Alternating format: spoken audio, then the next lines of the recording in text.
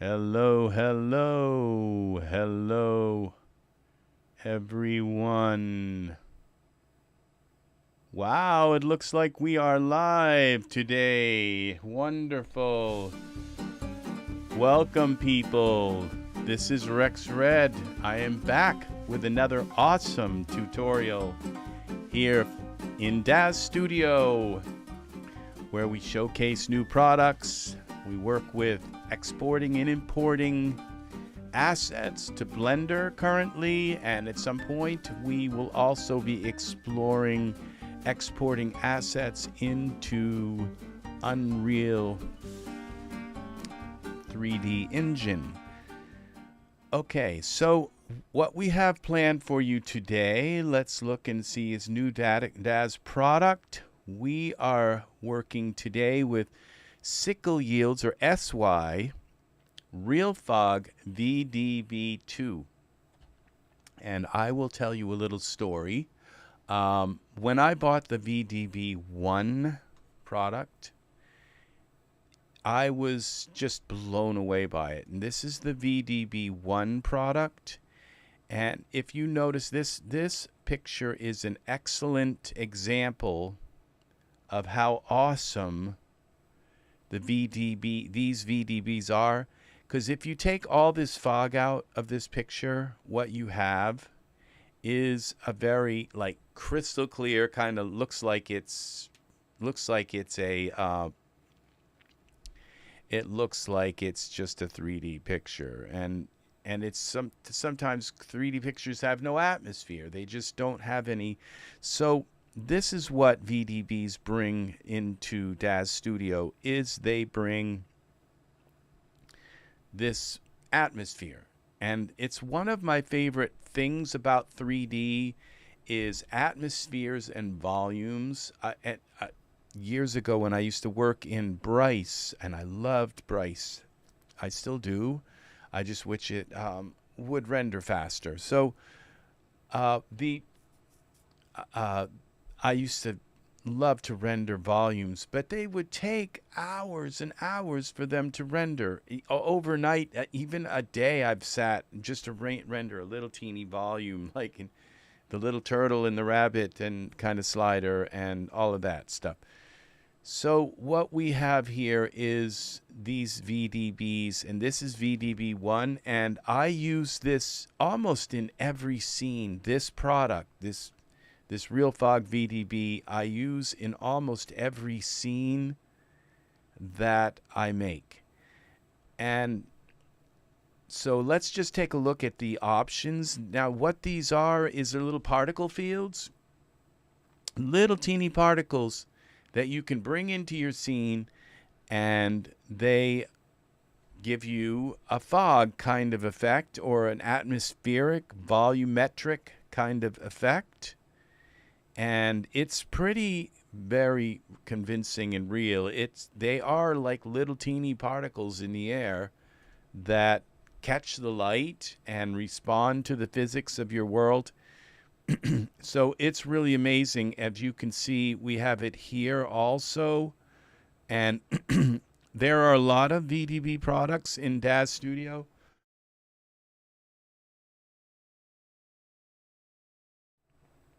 But this one is in particular my favorite.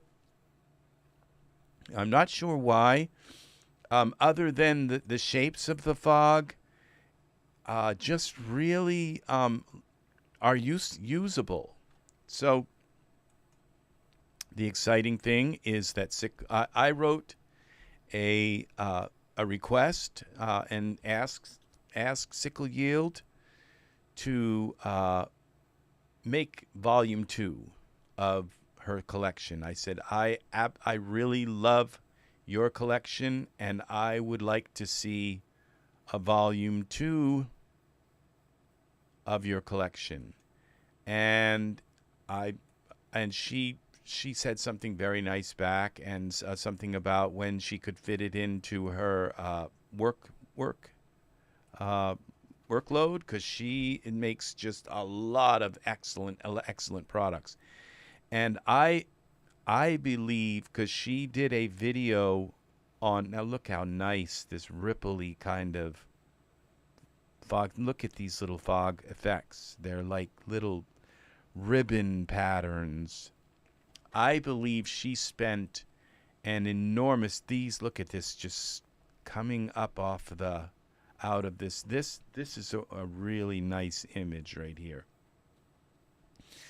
I believe she spent a lot of time because she put out a video on YouTube about, it's like how to make your own VDB in Blender, and just like a minute into the video, it was like way over my head. It was like, well, I'm never gonna do this, but I'd like to. I would love to. That's why I watched the video. I may someday do it. I have made VDBs. I have made atmospheric volumes in Blender before, but what she was doing was like really advanced. And so I know this took a huge amount of time to create these VDs. So what we're going to do is we're going to put them on the bicycle and go for a spin. Okay, and we're going to take them into Daz Studio and take a look at these VDBs. Now, I believe a VDB looks best on a black background. So my my video is doing well, so I guess I don't need to turn on my lights. So, all right, so we're going to go into Smart Content and Default. And I am having I'm trying to get out my throat clear here. So we're going to bring these in. Let's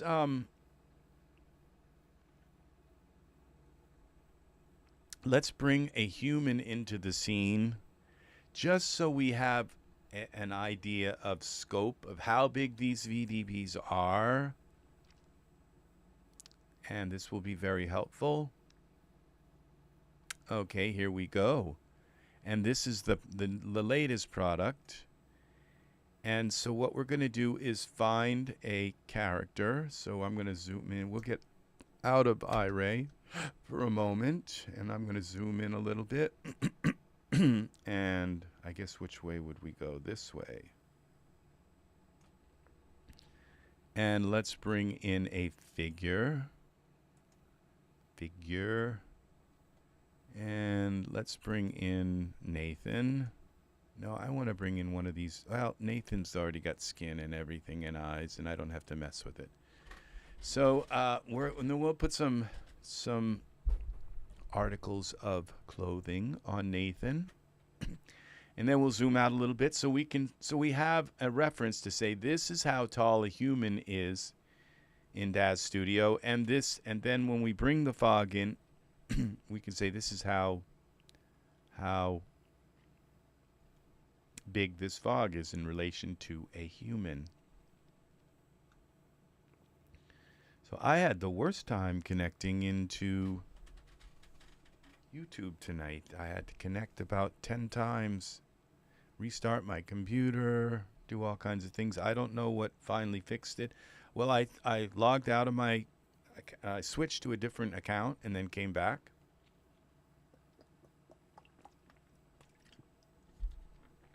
We are drinking water, people.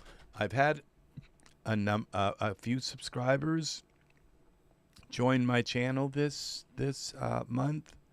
Thank you very much for joining my channel and showing interest in this channel. I appreciate it very much. I hope you found a nice video that you enjoyed and learned something from it. And we are waiting for Nathan to import here. I need to go back and do a refresher course on Turbo Loader. It's a very good product. Every time I've used it, I've kind of had problems with it just kind of messing up my, not every time. The last time I used it, I kind of had some good luck with it.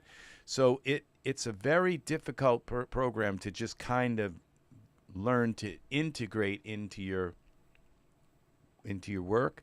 But once you do learn to integrate it, it works very well. So we're going to take now, let's go to favorites. And I think I've put them in scripts, underwear, and this is for Genesis 9 pants. Okay, so now Nathan has some pants on. All right, and let's just put him in a pose, just because it's kind of nice to have him in a pose, rather than looking all stiff. And poses, here we go. And let's do this because it's kind of looks like it's an atmospheric kind of thing, like he's feeling the atmosphere.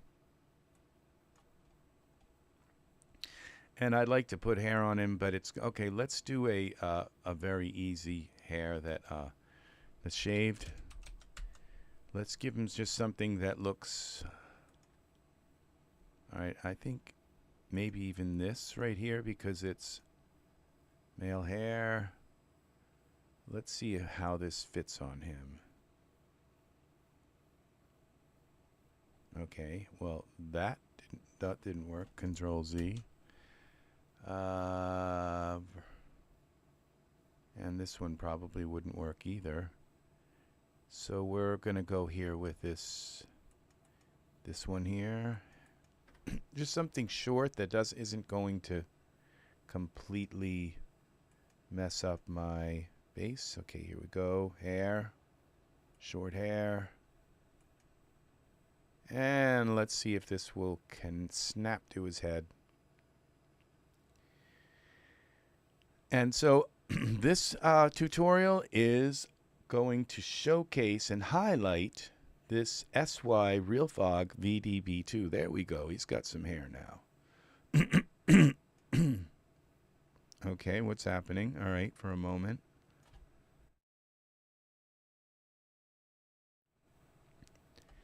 All right, now we have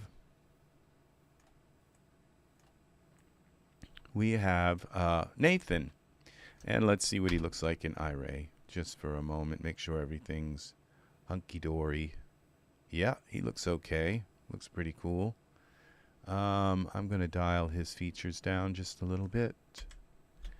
Parameters, just today, for some reason, we're just going to take his head down a little bit. Nathan head. Just a little bit. Bring him more towards the Genesis 8 kind of figure. All right, so now, or Genesis 9 he would be. So we're going to now go and find this product. Here we go to default. The first thing I'm going to do is go into environment, and we're going to put a backdrop here, and we'll go black. And see, okay, now Nathan looks pretty lit up. So a fog is going to show, if you have a bright sunny day, you can still see fog because our eyes are just incredibly good at detecting atmospheric volumes. So even in the bright sunshine, and a lot of times the sun will hit the fog and make it even brighter. And some of my very favorite days I've ever been on planet Earth was in the fog. And it was like I lived in a small town that was a sea fishing town here in Maine. And it was right on the ocean. And one day we had a heat wave, and the fog just started rising up off of the ocean, and it was all of a sudden, it was like so hot, it was like over 100 degrees, and it was just like being inside of a cloud. And it just all of a sudden my world had completely changed. I was sitting down on the beach and just in absolute awe of the world. And so here we go. Here are these. So we're going to bring all of these in and take a look at them and see what they look like in this amazing world. So I think what we'll do is do it in order so that I don't have to jump around, okay? So here's number 1. Now look at this. Look how velvety that looks.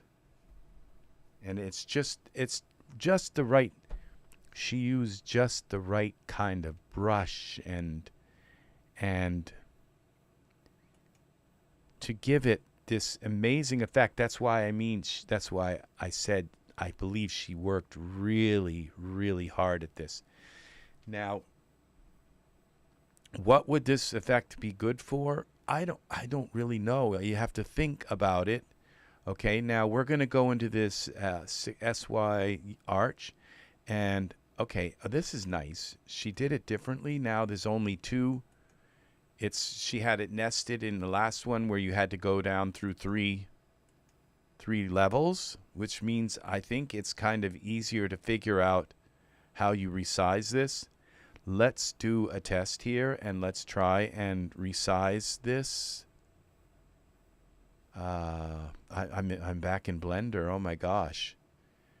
So we go to parameters.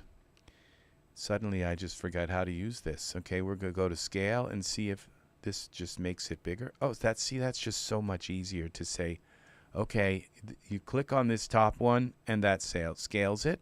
Okay. Very easy. And look how quickly that scaled in Iray. So this is very well made. And then what we're going to do is, this is where the fun part comes in. When you select this other one, you can go into surfaces and you can change the color. Okay, so we could go to like this green color, all right, or undo that, and we can change the density here. So let's go 10. And or that's nice. Look how nice that looks. So and this kind of would be, I don't know, theme park kind of thing. I don't know. I'm trying to think what world usage this would have. Let's go to 1. Look at this. This is artistry. This is what you're viewing right here is beautiful, beautiful artistry. And that's why I love the Fog 1 collection. And it was like it came out and it was like, I don't know where I'm going to get it's on sale right now, 30% off. I don't know where I'm going to get the $17. It's like, I'm going to cry if I can't buy this. And so we can, but just look at the artistry, and then when it's going to get even better. Watch as we go down to like 0.1, 0.1, and look at this, just this kind of thing. You might be able to put a rainbow in this and kind of conceal it within it and give it a little bit of that sheen, and then shine the sun at it and give it like that sheen that comes off of a rainbow sometimes. So this is just absolutely magnificent. Okay, let's go to 0.1. Let's go to 0.01. And see, this is just the right, when you get to there, then it's just visible. This is just amazing.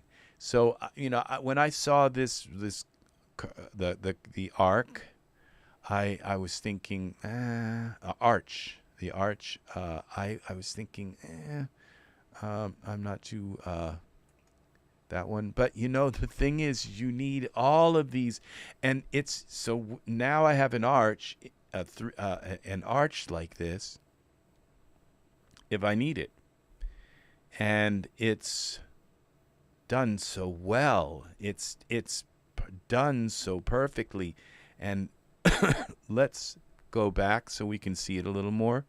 Let's go back to 10. And let's see how really nice this arch stretches now. We've scaled it up just completely on all 3 axes. But what about if we scale it? What happens to it? Parameters. When we scale it, it would be Z. What happens to our arc? Look at that.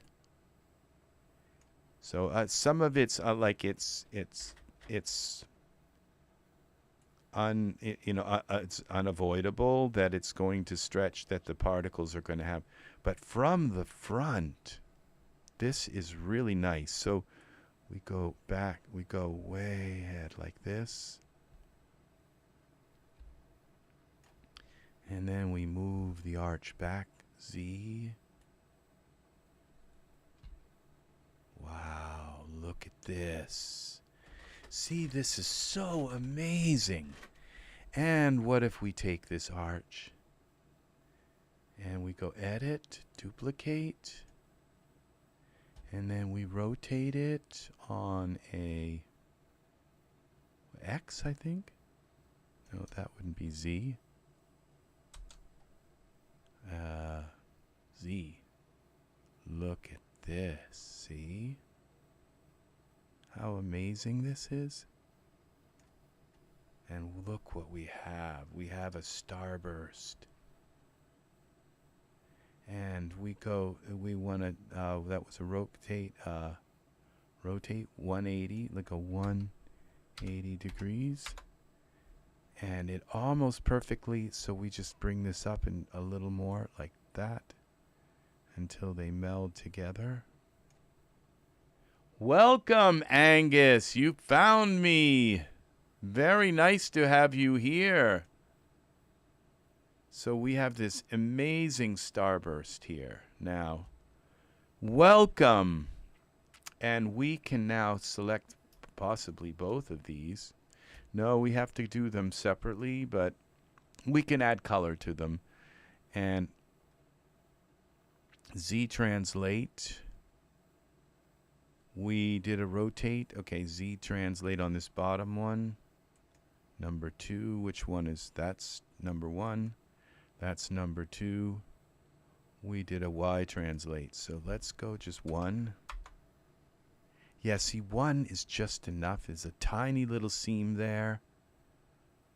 And I would say if we take this top one and maybe move it over X just by 1, -1, we could possibly.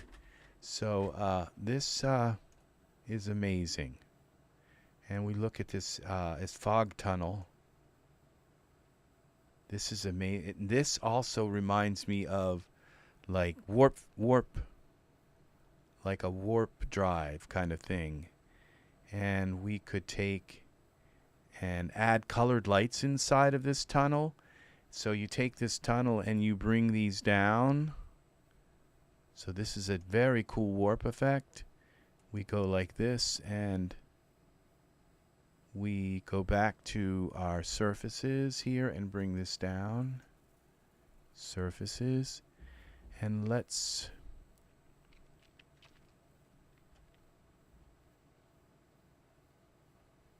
I've just become despondent again.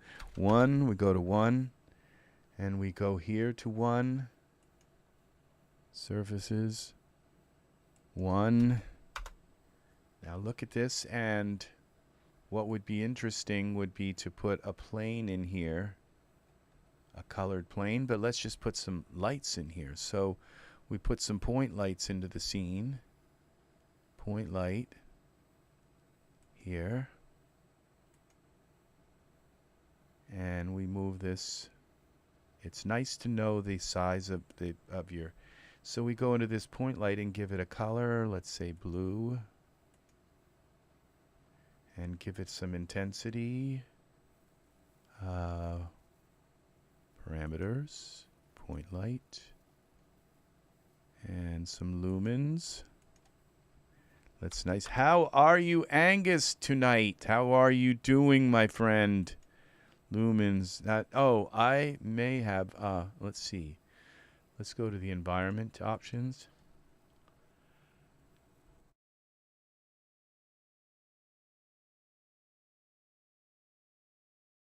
Oh, I hate it. Those fake sneezes. This doesn't look like it's working, so I probably have some kind of setting. So dome and scene, draw dome is off. I'm not sure why I'm not getting. Maybe I have to really crank up this point light. It doesn't make sense though, but let's see. I just added a 9. Oh, now we've got some light. Wonderful, wonderful. I hope you have had a lovely evening, my friend. So we bring this one, let's bring this up towards the front so that we can, now we'll duplicate this light, edit, duplicate, nude, and we bring this down a little bit, and we just change the color to green. We duplicate it, edit, duplicate it, and then we go to yellow, yellow. So I'm spending a little more time on this first one because I just want to kind of highlight what you can do with these, and then we'll go through and look at the different ones. And so and we go here now. Let's go to duplicate that, edit, duplicate, and we click on this, and let's go orange, orange, and here, and we duplicate, edit, duplicate, node, and we'll end with some red. Red. Okay. So this is our fog tunnel, and I think this is amazing now, what we have here. If we can zoom out a little more, we can see the whole thing. So, and you don't see those lights, they're not in the render. Let's do a quick render. Let's render settings. And this is really nice because you get this kind of wispy thing and what you can also do if you don't want this wispy is just take, instead of stretching the fog, you just duplicate it and move it a certain amount so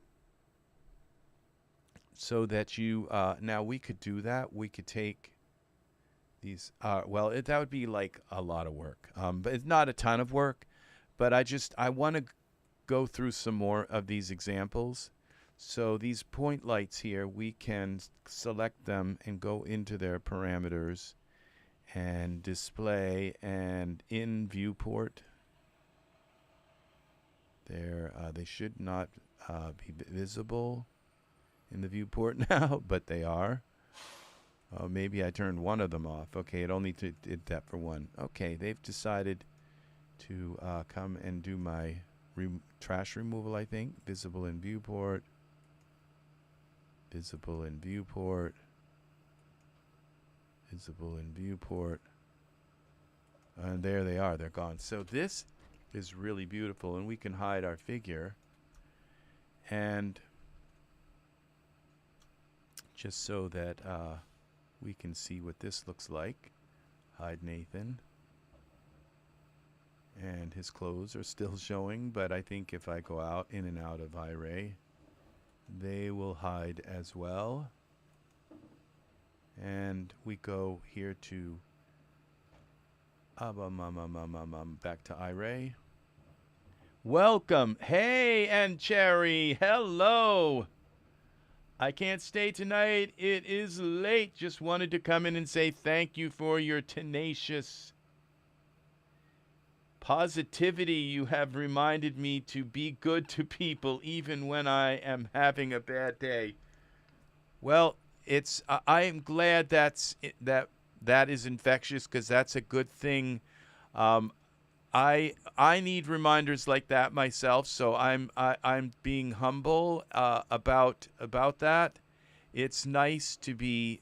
I think we should always be nice to people. It's a loving way to put it, and I'm glad that that is happening in your life. That you are finding kindness and tenderness. They're the fruits of life, and it's very nice to have those those are, I think, the best qualities. Somebody on Facebook the other day said, "What are the best qualities in a person?" And I answered, the first one is honesty, and the second one is honesty, empathy, and the third one is kindness. And I think if you have those three things, just if you have kindness and empathy and honesty, that you really can't go wrong in this world. You cannot go wrong. That doesn't mean you don't occasionally, every once in a while, have to tell a fib. I mean, it's part of life. Sometimes it's none of people's business, what people do in their life. So we're going to try to get rid of these clothes so that they're not showing as well. So, but yeah, the last few months you have helped me to give me a reality check. I think maybe I am being weird, deal with lots of angry people. This world it's very difficult to be nice. My weakness is like being in traffic and having somebody just like cut me off in traffic, and then they ride by giving you the middle finger, and it makes me angry. And I used to be an alcoholic, so I'm still in AA. I'm still an alcoholic, but I haven't been to AA for a little while, but I've got 6 years of sobriety, and my alcoholism was just par for the course for alcohol. Anger comes with my alcoholism, in my case. So I had to deal with my anger left over from my alcoholism and all. So I am being humble and being honest and being empathetic and kind. That's what this is about. And so if you write those down, and being honest and empathetic and kind, I think those are there are some other really nice virtues like courageous and temperate and but they all seem to fall, and the greatest is empathy and love. So I'm not perfect, so I have my time, and every time that I get angry at someone, I walk away, and then I feel so bad. It's like, why did I let myself get that way? Why did I do that? And so it's just that's life, and so you learn, and then you learn to just to never engage in anything like that. That's going to be an anger. Never go there. Never, ever, ever, ever go there. And I'll tell you, like, we have homeless people in our city. This is an example of what I have to do to my head, and we have homeless people in our city, and they pitch tents, and then wherever they pitch a tent, usually it's like it becomes like a dump. They just dump. They go and poop in anywhere, and then they go and they throw their garbage out of their tent, and they just completely destroy an area. And when I walk by, sometimes you can smell the poop, and it's just really terrible. and inside, I figure, I think, well, why don't they do this, and why don't they do that, and why don't they do this? Inside I have this something tearing apart inside of me. It's a dialogue going on in my head saying, and I have to get right in my head. I have to get right in my head and get my heart in the right place. And all I need to do is say, and it can almost make me cry, but that tent and those few little items, that is all they have. That's all they have in this world. They don't have anything else. And that gets me right. That gets me in the right place. That gets my heart in the right place. And then, and I the police will come, and eventually they'll break up their tents and say, you guys have to go put them somewhere else so we can clean up this mess. And they eventually come in and break up the squatters and tell them, pack it up. You have to be gone in a day, and we're going to clean up this area. And somebody complains about it. But that's, I have those inner discussions with myself and battles with myself. And you have to end up winning. You have to win and put yourself in the right place. You have to end up in the right place where honesty and empathy and kindness all come together and fix things in your head and in your heart. And if they're fixed inside, then you're going to have a good life. You're going to be happy. You're going to be a happy person. And that's where it's at. You can be really happy every day in this life, and so that's there is so much reason to be happy. So okay, we're gonna now move on. So I hope that little thing was helpful. Okay, so we still have our figure here, and I don't say it as I say that as somebody who is still learning every day. Every day I still have to learn. So now my camera light's back on, I guess. No, we have these point lights. Oh, I have a point light, and it's a purple one. Okay, we'll leave these lights in the scene because they might be useful to light the next one we're gonna do.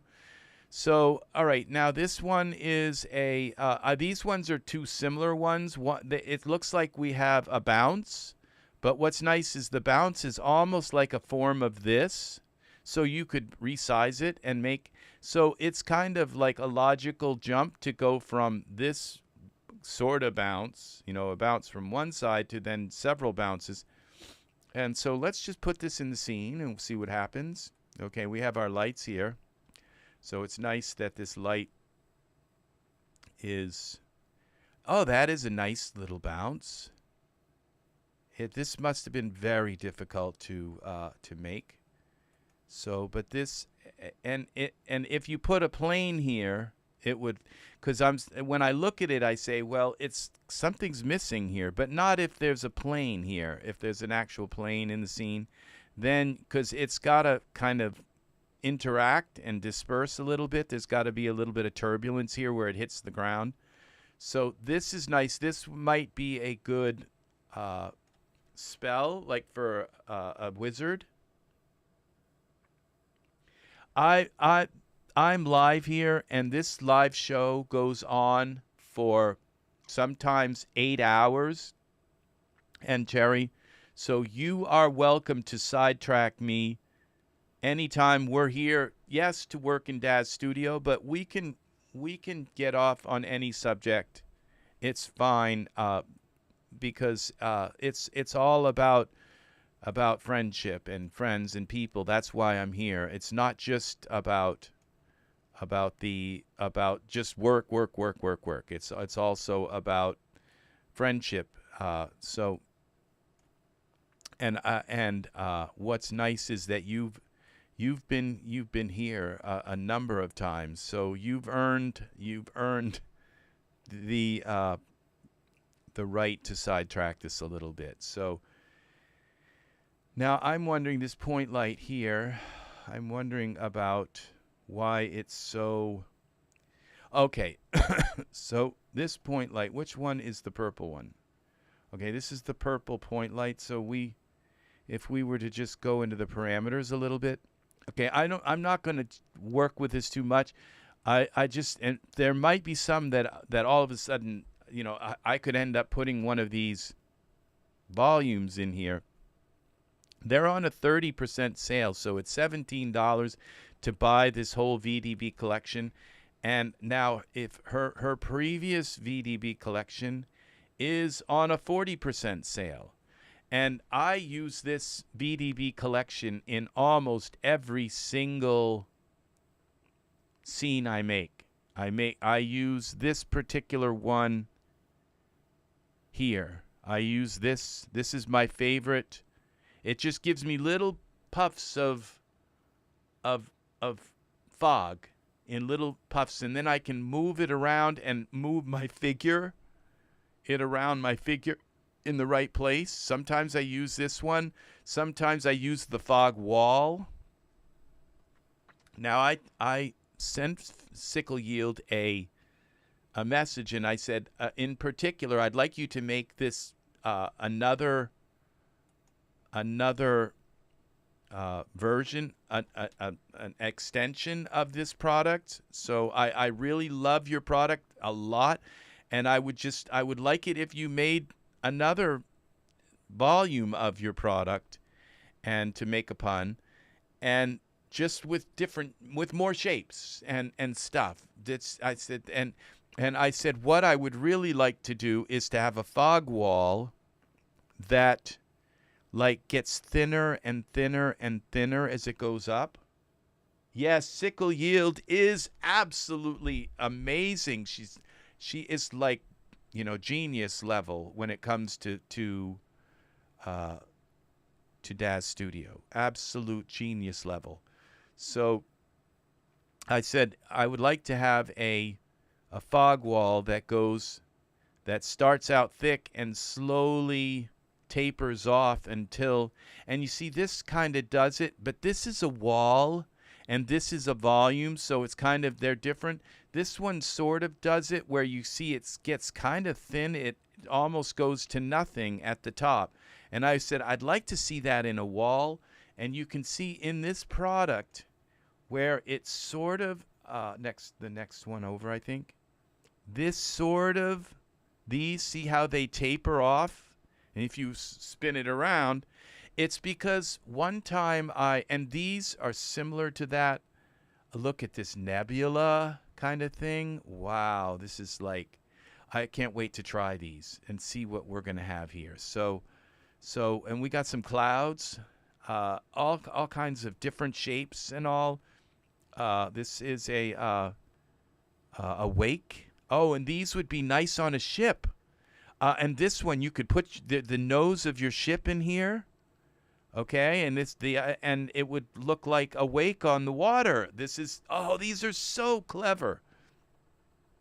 So she put, like, if she was painting with a little teeny brush, trying to make all of these, this took a lot of art. Look at this, a fog dome.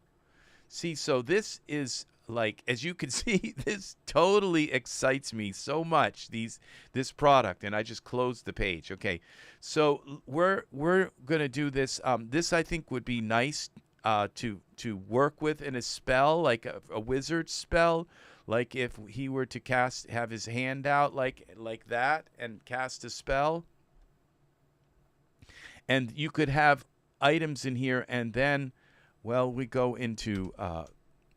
And now if we go into L, now what's kind of nice is that she did give us some kind of representation of this item. It's not just, well, in texture shaded mode, it completely disappears. She's given us this invisible kind of ribbon that goes here. And so we can go into parameters, and we could rotate it around Y so it goes the other way, and we can actually see where it originates from. It's not just like gone. And so I can place it very easily then,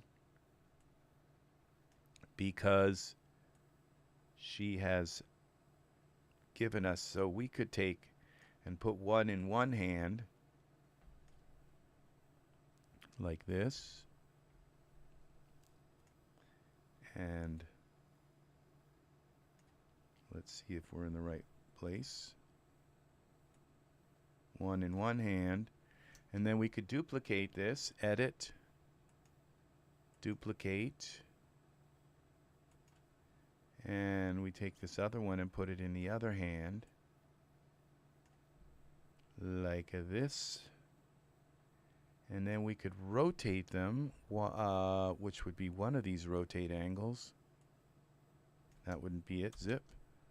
Well, I did want to rotate it that way as well, so that one sticks up a little bit, and then we can rotate it Y, and rotate this one Y like this, and then realign them to his hands. And so it's just amazing what you can do with this, with these VDBs. This is why I love them so much. This is why I contacted her and said, make volume 2, please. And so we go into Iray and look what we have. See, so this is an interesting, very interesting thing. So we bring this one in a little more, and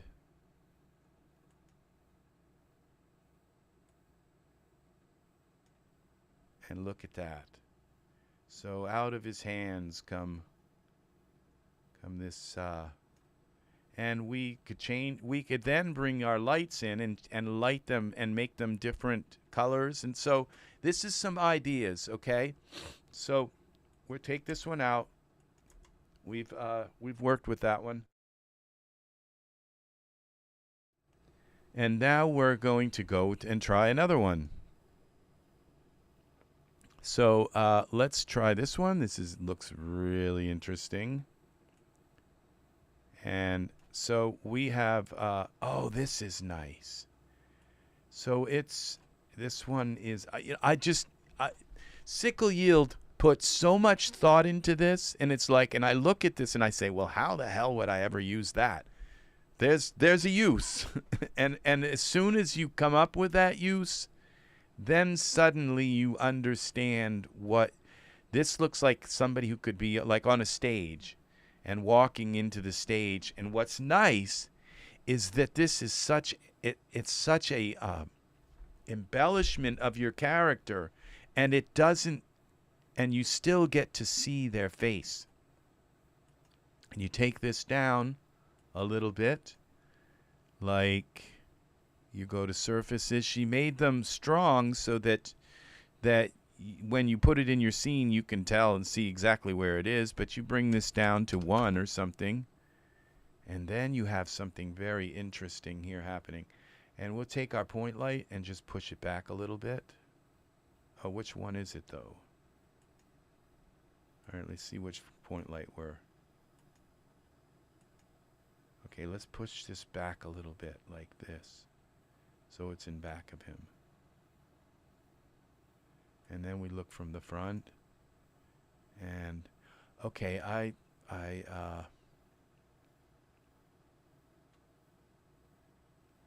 we'd have to take the purple one and move it way back. This would be number 2. Okay, let's see what's happening here. 1.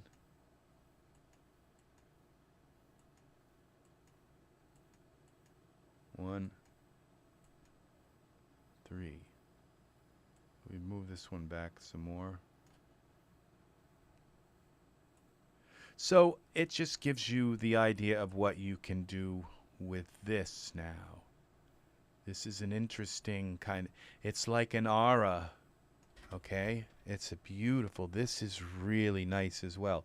We bring this number 2 here, spotlight, up as close as we can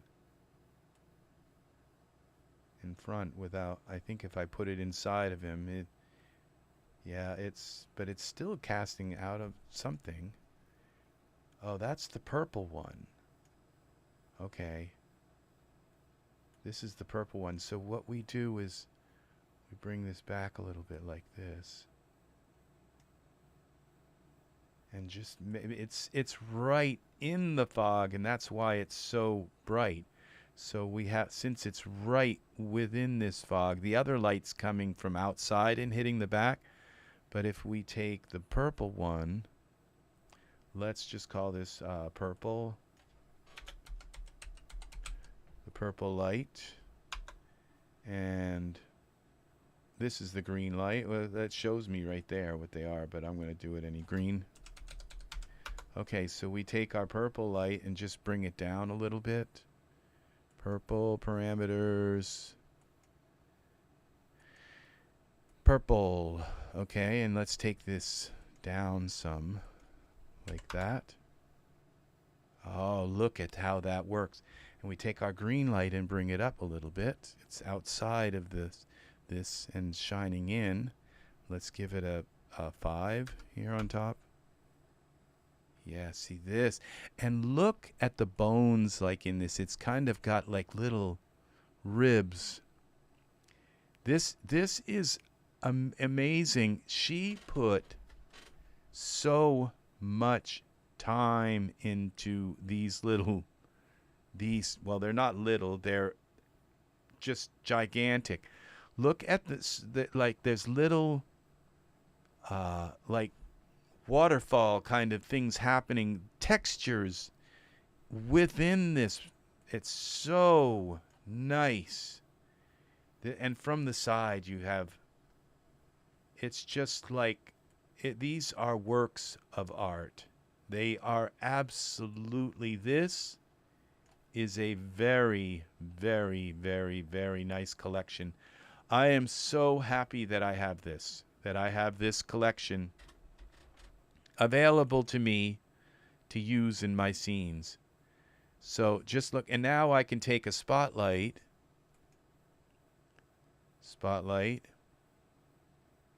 accept. We'll look through the spotlight here, perspective. We go through, look through the spotlight. We go here and come out, come up. And let's hit a little bit off to the side of Nathan, maybe. Come down. We don't want to get too far away from him or else. Okay, so we take the spotlight here, perspective. We go back to our perspective. Let's put a camera in the scene. Create a camera. The perspective view. And now let's go to Iray and let's do something with this spotlight. Okay. Now we take the spotlight and make the color red. And then we give it just a little bit, like a 2. See that? How nice that works. We hide the spotlight, and suddenly we have something. It's just amazing. We could put other lights on him that are different colors and color different parts of his body in different ways. So this is just, it's just super duper fantastic. This is absolutely amazing. You know, walking out of a fog, it's just like, wow. And then you could use another fog and put it in behind and have it just completely augment this. This is just so, there's so much thought that went into it. And what's really nice is it looks balanced. It's symmetrical. How she did that, I don't know. But there's, maybe she copied it and that's what makes this so perfect. I mean, I have an eye where everything has to be kind of perfect to my eye. And this is perfect to my eye. It really is. It really, really is. And even from behind, look at that. You could have other usage. You could have him coming out of the back as well. So it's just this really tickles my sensitivity here. So this is a very, very, very, very nice product, and it just works. And so you can come in here and we'll go back to our we'll go to our camera, and you can bring this down to where you want it. Surfaces, density multiplier will go 0.01, and now there's just a wisp of it. Or you can go 0.05, 1.0, 5.0, and you have to let this render and render and render, and it will just reticulate, continue to reticulate. Let's see what our parameters are for rendering right now. Render parameters. Let's go to 2000. Okay, let's do a quick render.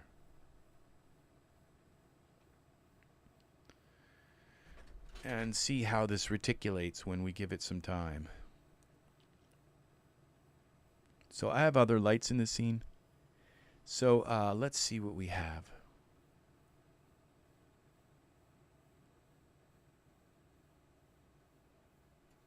Wow. And this is gonna just, now we're at already at 1,000 iterations here. Okay. So it will, we're at now 2,000.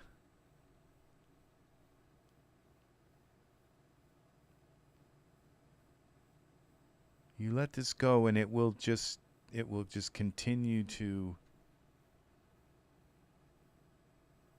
refine. We're at 4,000 iterations. And that just said, okay, enough. So this is very, very nice. So, okay. We will go on now to the next one. And we have, this is a bowl. Well, let's just see what it looks like in the scene. Okay, now, this one is very, now gotta go to the front. So this one has a kind of weird break in it, but I'm not sure that's there for a reason. I'm sure she thought about it and put it there for a reason. So but this is an interesting one.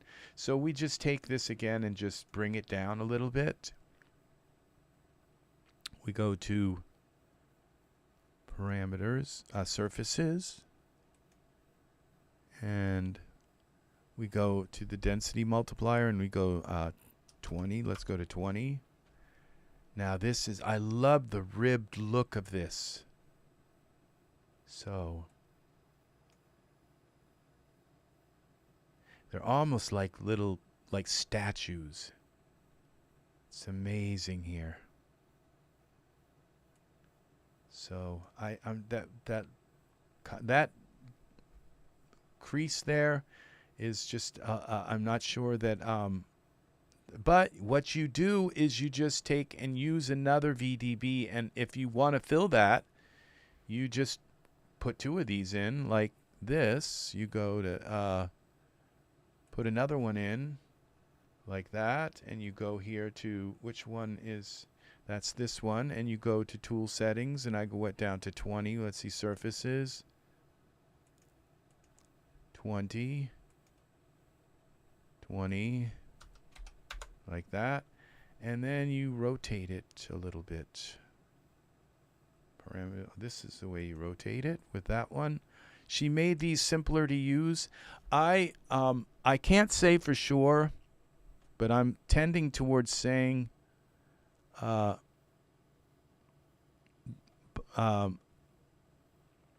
can't say which collection to buy first. So they're both really, really, really excellent. So Now we take this and we go to parameters and we rotate it Y. And see this, you do that and it basically fills this in. So there's no crease there. So there you go. That's one way to deal with this. Y rotate a little more and you can fill that hole right in. See that? So there it is. And now we take and we're going to go move on to some more of these. There's some of these. This is the one right here that I can't wait to get to. Oh my gosh! Look at this. Let's zoom out. Wow. Oh, okay. Something's wrong here. I think she's got she's done something wrong. She's associated the wrong picture with this. This is that one, or this one. Okay, this is not a nebula, so she's probably somebody has told her already. This is a cloud field, and according to looking at this picture, yeah, see, this isn't the right thing. So let's go down here to this cloud field and see maybe if she switched them. No, that's a different one. And this one, wisp array. Oh, I mean, those are so amazing. These, this is amazing. And look how large it is. So you can put this, cover your whole scene with it. And so this is amazing. You can put it way in the background of your scene and do all kinds of really nice stuff with this. And if you're up on top of a mountain looking down and your camera's pointing down into a valley, you can put this in the valley, like a big valley, like a valley that would be the size of Ultra Scenery XT, and put that in there. And then you come in here and you take your surface and you go into this. And you take your volume and you bring it down to where you want it to be, 20 or maybe even 1. Look at this, and you could go even more, and you can see my lights are lighting it up. I'm not sure what happened to my other lights, why they're not. Oh, they're outside of this. Let's bring them into the cloud here a little bit. There's the orange one, and that's the yellow one. So, and you can resize this if you need to. Yellow one, and we have, this is a yellow one. This is what, orange.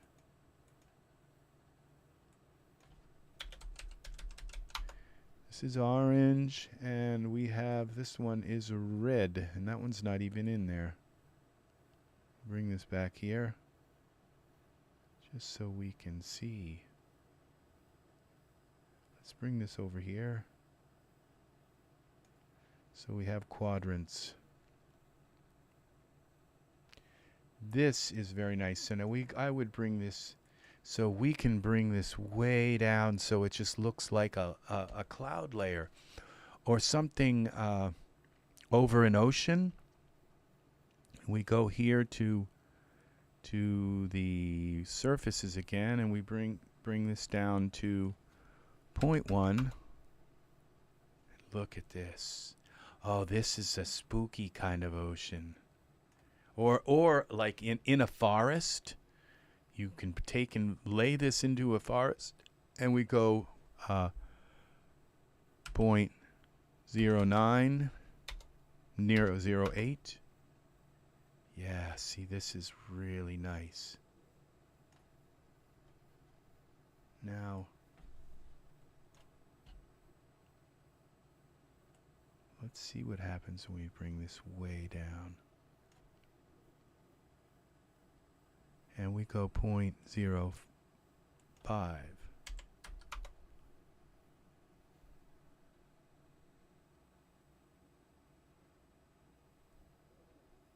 And let's go down. Look at this. See, this is, oh, look at this. This is like Star Trek world kind of thing. And the particles seem a little bit big.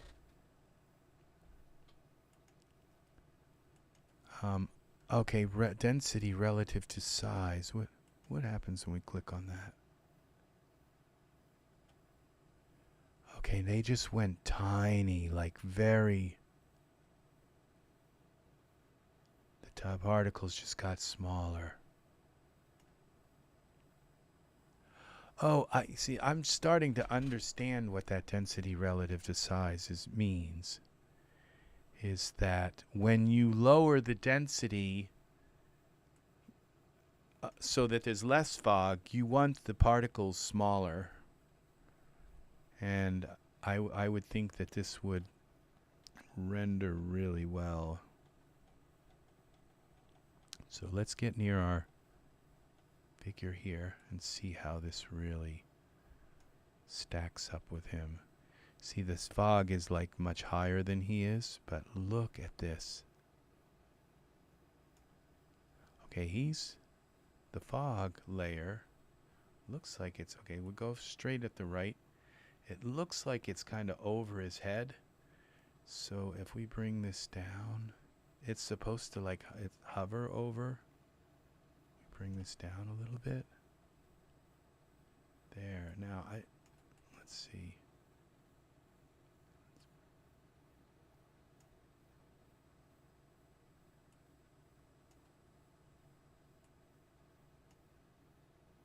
So this is amazing. Now I have these other lights. They're just kind of doing.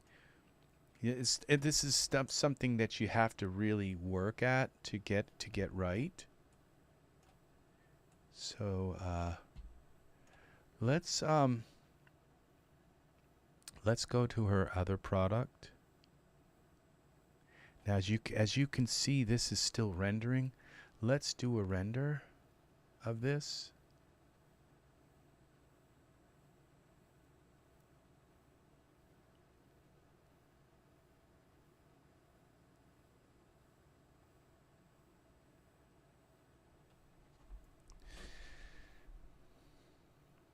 Okay, show me the render. Okay, it's reticulating now.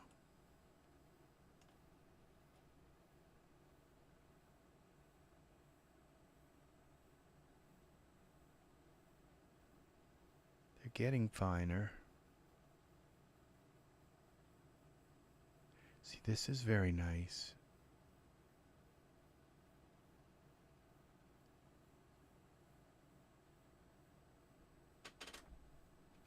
We're up to 5,000. It went up to 5,000 iterations. This is very, very, very fine. Okay, so we're now going to go, I'm going to go back to her other product. Okay, I want to, there are a lot of them here. I want to go and I want to do one more. This one's very interesting too. Okay, okay, how do we select? Okay, select Nathan. Now we should, okay, let's zoom in on Nathan. Okay, look at this. Now see, this is what I asked her to make, was something that disappears up in, because what I want to do is like flip this over. These kind of look like icicles, but it's a wall. Okay, this is what I asked for, was something that tapers off.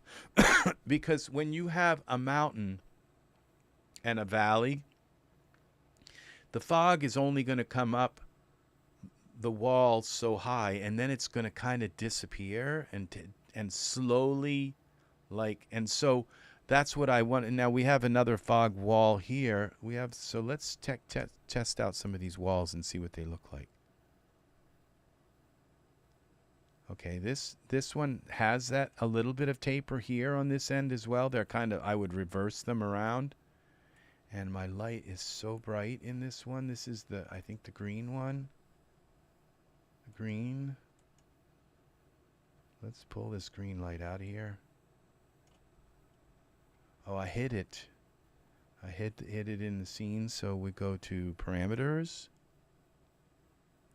and display here and turn it on so we can see it.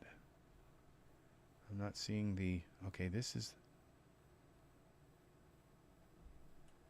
what is lighting this so much? Well, let's try turning off this green light. Okay. And we've got, let's turn off our lights and see what's lighting this. Something else is lighting this. Camera. Now my camera's lighting it. Look at this. Z. Okay, so let's turn off, make sure my camera is not lighting this. So we're going to go to, where's the camera? Settings, headlamp, off. Now, okay, I have some kind of environment light. Oh, we have to turn this may have been a problem all along here, so we go to parameters and we go to, we'll go to parameters and environment. See, I've had the scene, we just want scene only. There we go. Now when we turn the green light on, we have control, absolute control of our light. Absolute control. So we take this green light. For some reason, this is much more sensitive to the light. I'm not sure if that's possible. So we go to surfaces. We go to here. No, to the green light. And we go to parameters. Here and down, and let's take this way down to a couple. It's like very bright. Oh, look at this now. So let's bring it a little closer. Bring it up. This is going to be something else. Now we can turn back on our spotlight, and let's move this fog wall back a little bit so it's not being hit by we can take it back like this and back like this. Oh, okay, this is my green light's putting, so we bring it back far enough so that the red light's not affecting it at all. Let's see what we have here now. Let's bring this light back here and the fog wall back. I like the way, okay, we can have that light within the fog wall. And then we resize the fog wall. Or I think what I'll do is put the green light back further so it covers the whole wall and make it a little more intense. Okay. So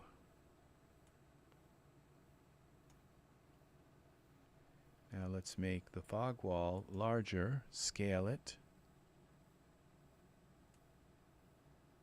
bring it down. Let's look at the front of this.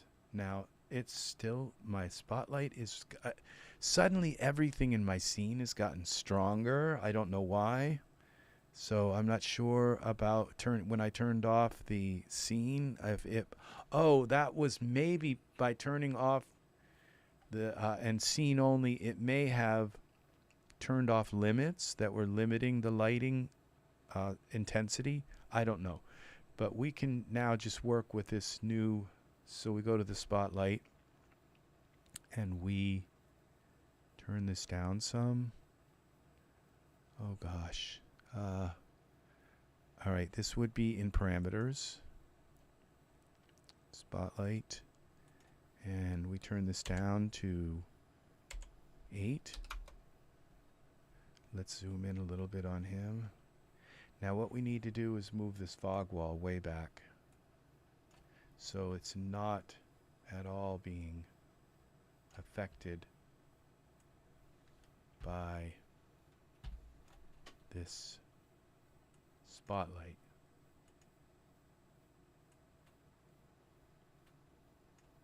Now the spotlight can't reach it. And then we put this in a little bit behind this. And we scale the fog wall up some more. And we come behind here and take a look at our light here and see from the left where this light is. Let's center the fog wall. Let's put this light in here, up a little bit. Let's bring our fog wall down. Okay, that's down enough, I guess. And we bring this back a little bit. We can make this more intense now. Tool setting, okay. Surfaces, okay, this would be parameters. And it will go up to another 9 here. Let's see how that looks from the camera. Oh, I'm in my camera. Okay, we got to select our figure. I have to lock my camera. Okay, there's our fog wall now. So look at this. Okay, so we want the fog wall to cover the whole scene. Like this. And then we take this green light and give it some more. We have to make that larger, okay? Now what we do is we center Nathan into the scene like this. Then we move the fog wall where we want it. Okay. And then we give our green light a little more. Another 9. Wow. Another 9. Let's give it a 5 on top of that. Look at this. So if we put a plane, oh my gosh, look at the detail in that fog. So what we do is we put a plane here. Let's put a plane in our scene. Just a plane. And accept, and I hope it's a flat one. There we go. We have a flat plane. And let's make the plane black. Flat black. Surface. Plane. Presets. And black. And we want a matte black. There's one here somewhere. Cloth will do it. There, so it doesn't pick up the reflection of the light on the ground. And, or what we could do is put a mirror. Let's go to silver, maybe. I don't know. I usually like chrome, but it does. I think just silver may work on the plane. Oh, look at that! But that's like a bumpy silver. Let's get a smooth silver. There we go. Okay, and so now we can take this wall and move it up so that the bottom parts of its texture show like that. Look at this. Look at this. Wow, it's like a heartbeat. And we move it over a little bit, make sure it covers the scene. This is why I love working with volumes. This is why. because they are just so amazing. And we just scale this a little bit more. We take our wall, go to parameters, and just scale it a little more so it covers the edges, goes out to the edges. Wow. This is a piece of art right here. We render this. This is art. This is art, people. This is stunning and fascinating and absolutely beautiful artwork. This is a dream come true for me, because I remember 10 years ago working in 3D and having only like a little a sphere with a volume, and taking several days for that sphere to make an image to render. And you could see I just rendered this entire huge volume and all the reflections and a person, and I did it all in a few minutes, in less than a minute. So this is amazing. I'm going to save this. All right, we're going to save this and see what we can do with this. How many iterations did that get? It didn't say. Can't close. Let's. This is amazing. This just really something else. Now let's go to my render settings, and we're going to go to general, to progressive, and we'll go to maximum samples, maximum time, and turn this off. And now let's do another. Let's see. I think I want to bring my camera a little bit more like this. Yeah.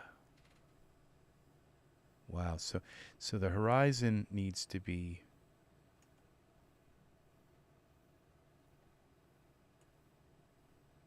somebody once told me like 2/3 of the way up.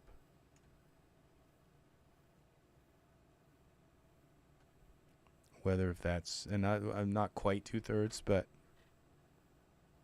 I think that's kind of interesting. All right, so where we go.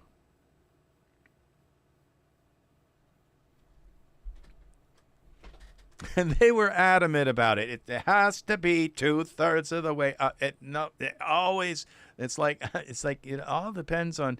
So when you're framing your camera and you're taking a picture of a scene, you've got to move your camera up and down until it's 2/3 of the way up. I mean, that's he apparently he learned that somewhere, and he was very adamant about that particular fact.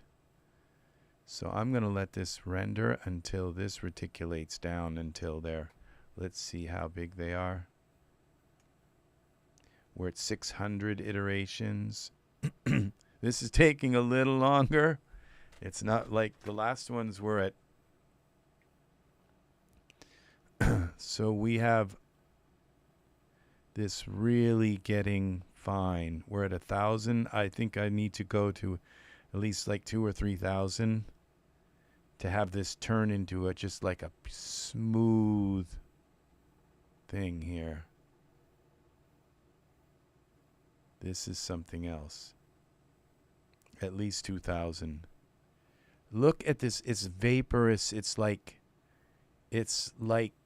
exhaust. It's like this. The texture of this is this product is there's so much to explore about this product, and even these little seams here kind of bother me. But the thing is that I can always go into and clone and fix these in post. There's no big deal about those. So if they bother me enough, there's something about my eye and my sensibility that these are imperfect, but they can be fixed. So yeah, those particular things, I just think they should have been pulled together a little bit closer. But I don't have this ability to make art this really, really nice. So I really shouldn't speak, because I shouldn't give my opinion, and because like this exhaust kind of look, this feathered, I don't know how to explain that emission. It's like it's something else. This has a very incredible kind of feathery texture to it. That's something else. This is just amazing. So, and now at 3,000, I think I'd like to go up to 5,000, but it has reticulated down. This has reticulated to perfection, to absolute perfection. My eye sees no. Now this, but this is got to go a little bit longer until there's no dots left, and it's almost there. We go here to the full screen, and this is amazing.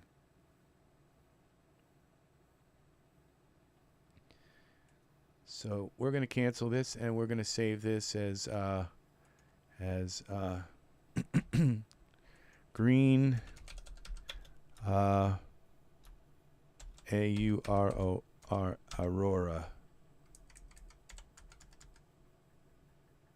Green Aurora. Save. And we'll go File, Save As, Scene.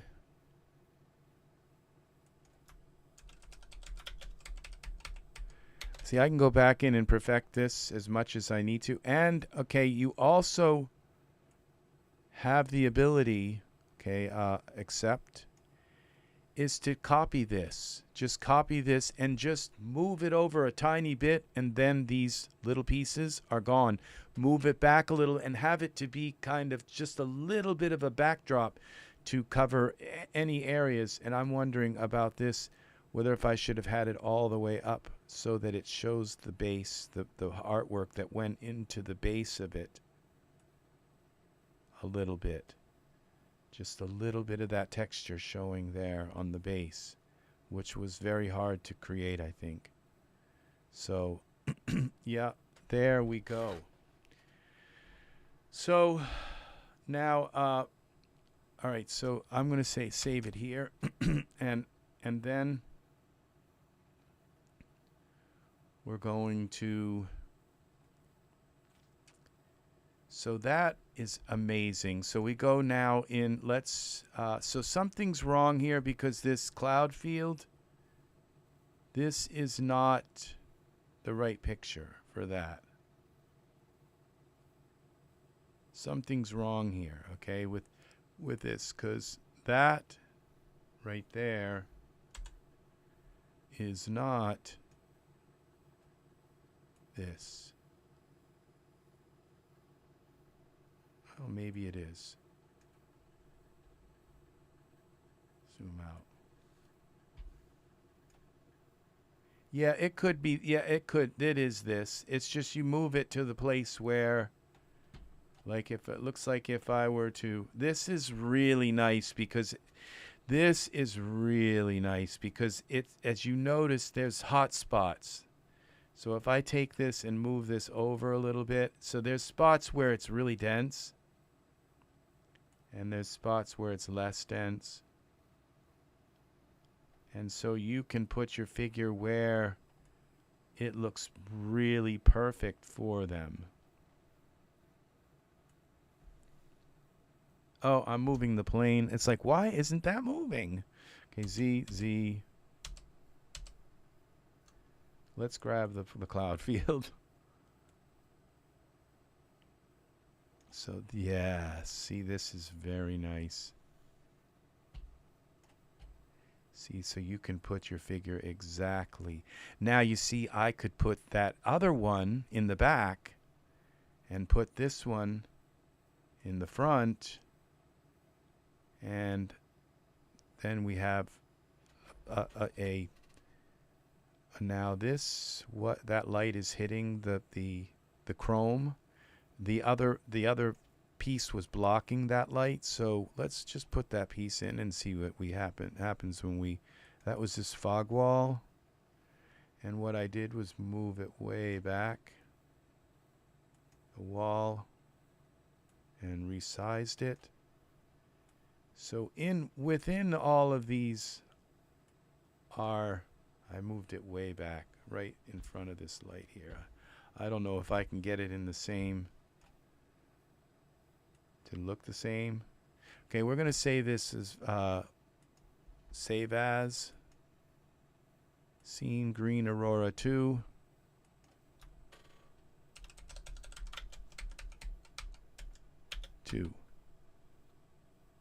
Green aurora 2. And I think that's far enough back with that. We go to our camera here. Well, as soon as this is done saving.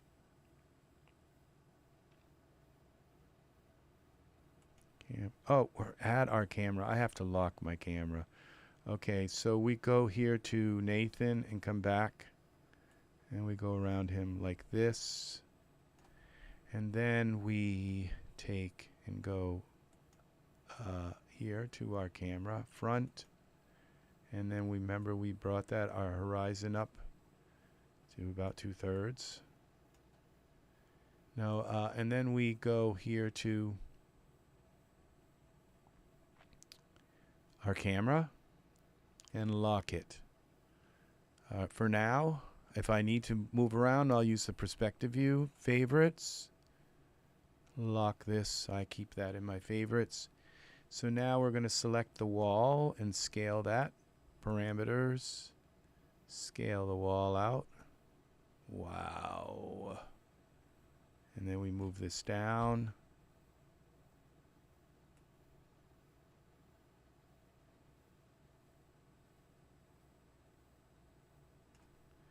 Now this red light is hitting the fog a little bit. So there's just all kinds of things you can do. Now what I could do is just put a very slight ghost light here. Let's see, go out of here. Ghost. Let's search for a ghost light.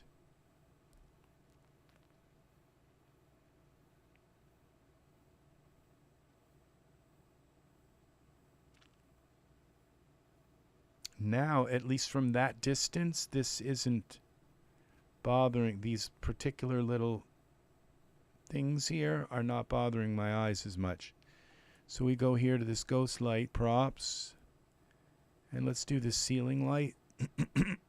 Oh, look how that just comes right into the scene. Now we just bring the light down a little bit. That's a ghost light that's sitting right there. We take that surfaces. We need to go into the editor and surfaces, and we can take our ghost light here and bring it down a little bit. Try 500. Yeah, see, just a little bit. So we just have a little bit of this. Could bring it down even more to 100. Just enough to. Oh, that was the efficacy. Let's see. Can I undo those Z? Yeah. So let's go into the luminance itself and bring it down there. Just to make the fog a little bit. Now, if we take this ceiling light and scale it a little bit, parameters, so it covers our whole plane here.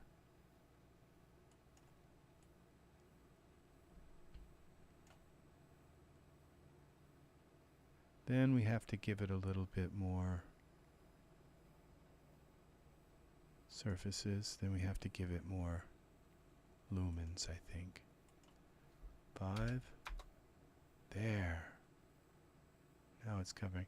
Now we can take this cloud field here, and SickleYield has very kindly provided us with colors for the cloud.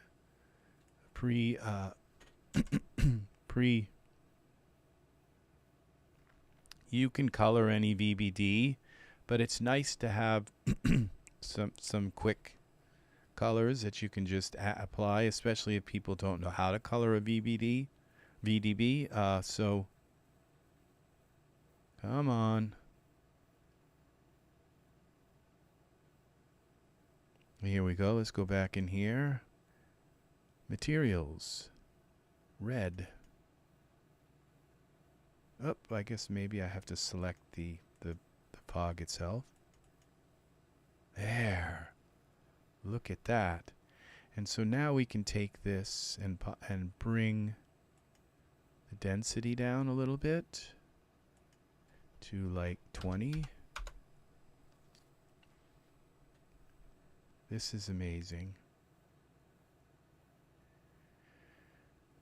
So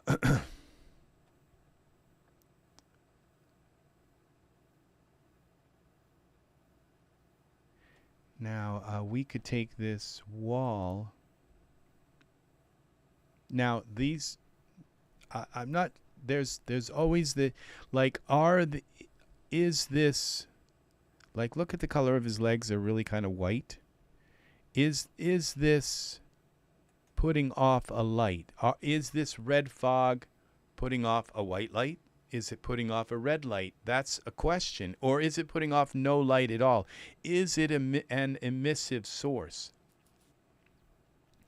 So it'd be nice to have it put off enough light so that it maybe even lights this ground a little bit and lights his legs. But that's something to think about. Is this... So we go to the fog, the cloud here, the smoke, no, the cloud field, which is this invisible smoke cube. And we select that. Scattering and see, emission enable. So now this is actually putting off, and it tells us, now this is new. I've not seen this in a VDB. But this allows you to set emission scale. How bright maybe the emission is. Temperature. Where is the... This is amazing. Now the other ones didn't have this. Okay, so... But I'm not seeing it put off any... Okay, let's go to red. I'm not really seeing the fog put off any... Maybe I've got to bring the scale up to like 100. No, offset, emission temperature. Maybe I have to do something else. I'm not sure that... Clip to geometry. What does this do to the fog? Well, nothing. So I apologize that I don't know everything about this. So the temperature offset, emission enable. Okay. This is the cloud field, and that's the cloud wall. So it appears that this just isn't... it's not working because okay, we're up to 100. Let's go to 1,000. You know, it should just like become massively bright. And so emission scale. Oh, that's the scale. The temperature. Let's go to to 10,000. I mean, it's just not multi. Okay, this is emission volume channel. Okay, density relative to size. I like this. Oh, we do this also for the wall.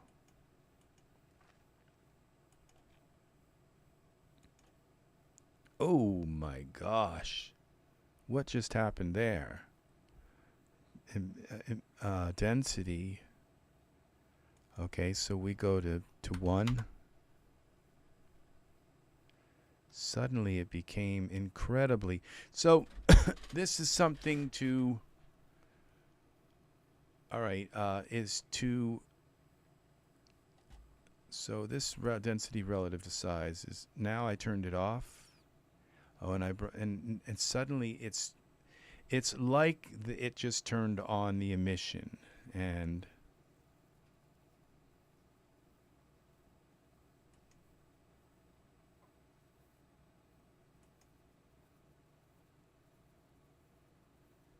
so I'm not sure what I just did, but I just kind of ruined something. Now we go into this, and there is red. Okay, and we've got a green, fog aqua. Oh, there's green fog as well. So let's turn this. So I've just somehow I've corrupted this the background by going to the relative to size thing. So, all right, let's move on to some of these other examples and see what we have here. Props. So as you can see, I am incredibly pleased with. Now here's another one, the spray. Oh, look at this. This is like a God ray. Wow. Now he's standing right in that. Okay, I wanted to move this away, and I can't because my camera's locked. Oh, this is a 3-dimensional spray. It's not just a fan, it's a spray. So, wow. Now, how useful is that? So you move it back a little bit, and then you resize it, scale it. Okay, perspective. Go back to our camera. Oh, you don't need to scale it. Just move it where you want it. Oh, look at this. Look at this effect. This is amazing. And then you can use this in conjunction with other effects like this one. And we take this spray, mysterious wisps.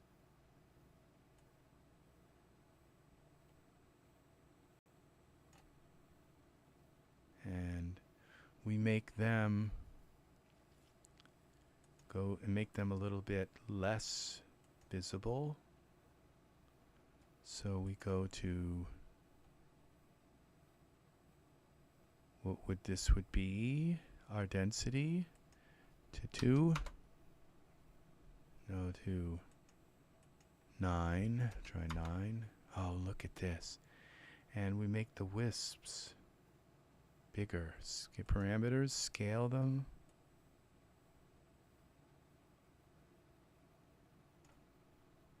Wow. And then we give them a different color. Materials, brown.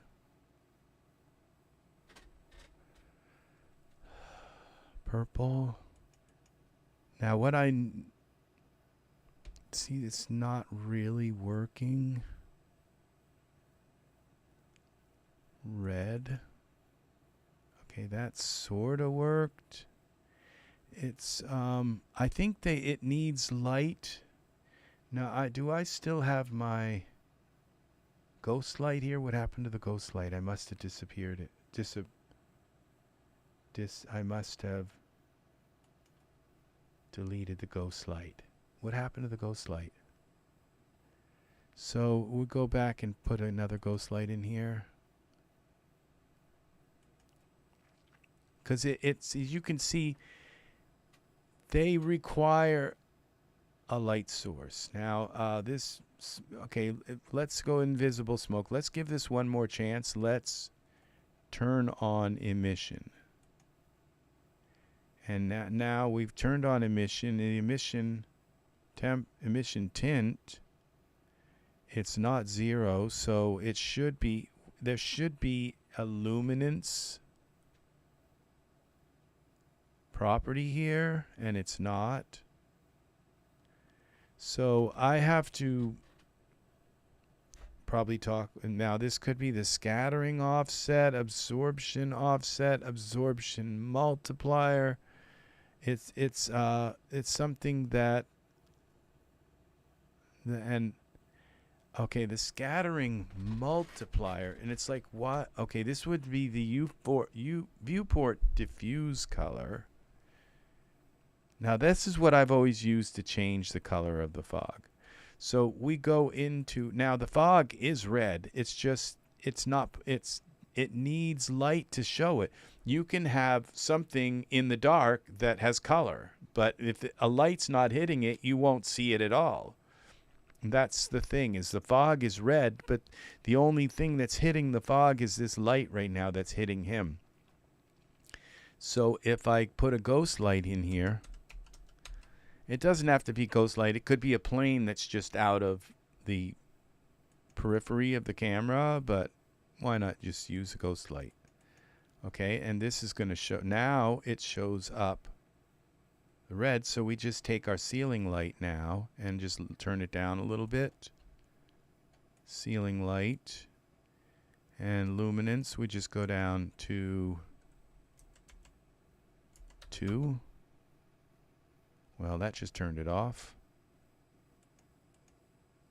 5. Okay, and so now we can take our invisible smoke here and bring it down. Now that it's illuminated, we can bring it down, and with our surfaces here, volume density to 2. Look at this. And we could even go down to 0.9, 0.8. Yeah. Look at this. Now let's render this.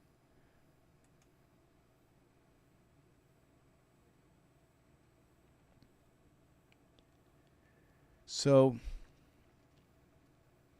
there are a bunch of other things. I think maybe I'll just load them in real quick, and we'll try to take a look at all of the different shapes that SickleYield has made. That now this is an amazing one because it looks like smoke. It's just, this is an amazing, okay, let's go to here. Look at this. And as it reticulates, the longer it renders, the finer and more softer this smoke. These are very important because with a fog, it's like a gradient, kind of like, just like there it is kind of thing. And every once in a while there's little swirls, but this gives you wisps of fog. And this is very important, very, very, very important in the science of fog. So really amazing. Really, really, really. Now I would make this green a little more intense. I would put the green light like right down at the base of it, so it shines up into the fan, into the spray. Put it right in the spray. See, so these, let's do that. Okay, let's cancel this render. Let's make sure our green light, let's go to our perspective view, is right in the spray. Okay, now I can't do this like exactly, because if I move that green light here, it will just completely light up the red fog. So we have to take the spray and move it far away from here and then resize it. And what we'll do is we'll put, Z. We'll take this. Okay, this is the spray.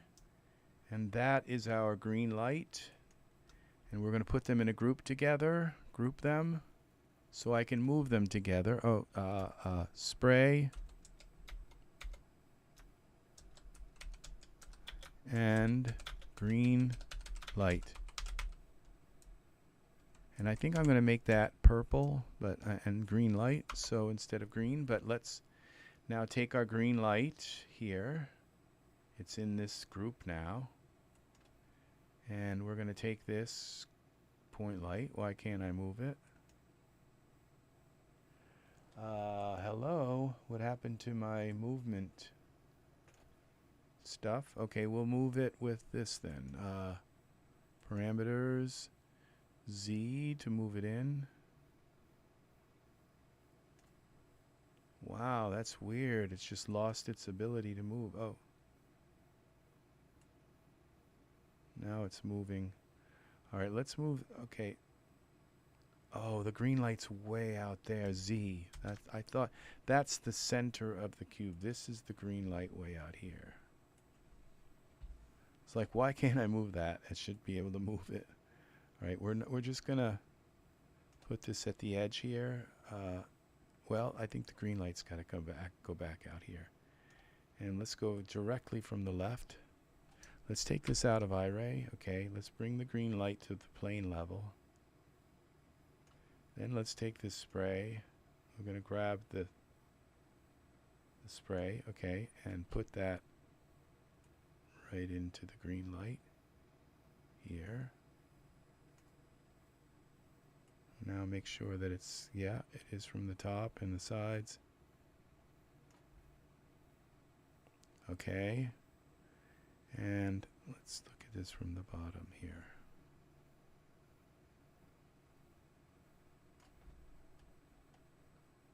Let's zoom me in on this green light.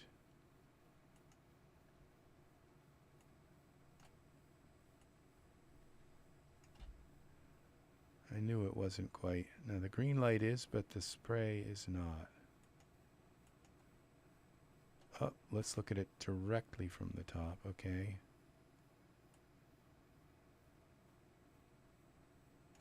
And we move it in like that. Hopefully when we scale the spray. Okay, camera. Oh, and look at this. SickleYield gave us visual representations of the swirls. So I know to take these wisps and say, well, I don't really want the wisp going right through him like that. See, so I can just move him where I want them so that they're not in the way. Now we take this spray and scale this up. Scale the spray. Look at that. And now we go back into Iray.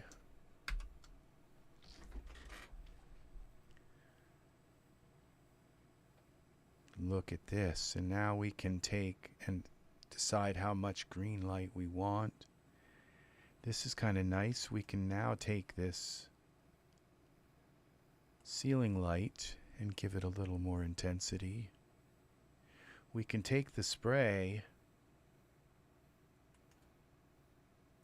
and the green light together and move them down, move them Y. I think I did something. That's the ceiling light. The spray and the green light. Okay, Y, translate them down. More. And scale them some more. Scale the spray some more. Scale it like this. And then take the scale and the green light and bring it down again. Y, translate.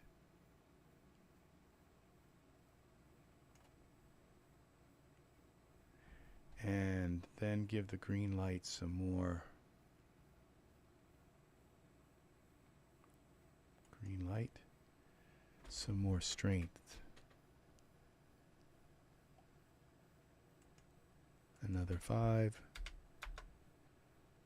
Look at that. And let's change this to purple.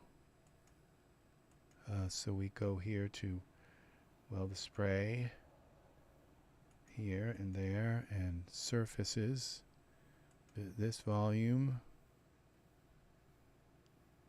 and we'll change that. Oh, we'll change the green light to purple.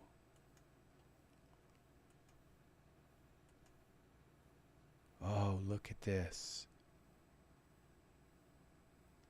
See, this is something else. This is really amazing.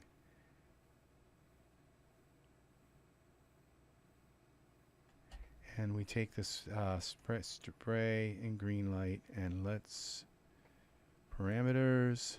Let's scale it some more.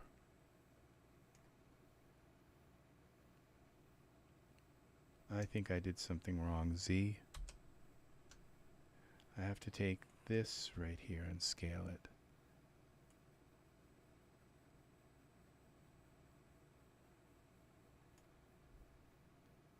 And then scale it some more.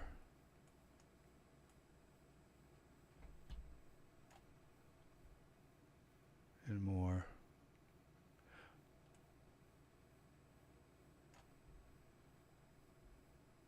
And Z. I would have to move them both back. I think it's actually coming into my scene.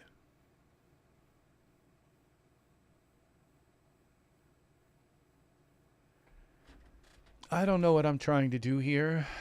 Let's bring it up. Y translate.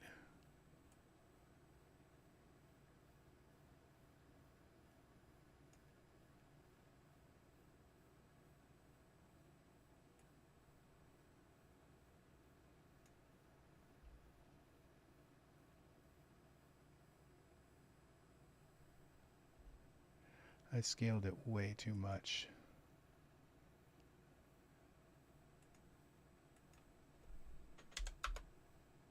I scaled it until I destroyed the 100. So what we do is bring it in closer and see how close we can bring it in.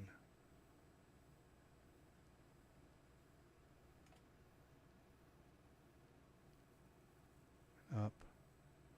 Wow, this gives it a lot more detail. Oh, look at this. So now we can take this light here and bring it down a little bit. It's got a lot of intensity, a lot of lumens, ton of them. Still too many. Let's bring it down another magnitude.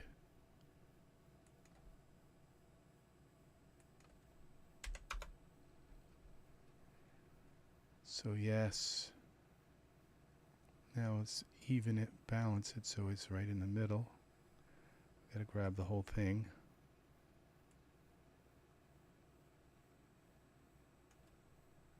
Look at that. So,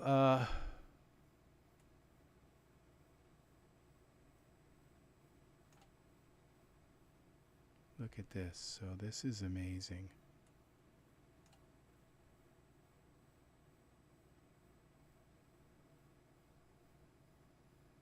And if we take our ceiling light here and give that a little bit more strength, it will make our red clouds pop out more.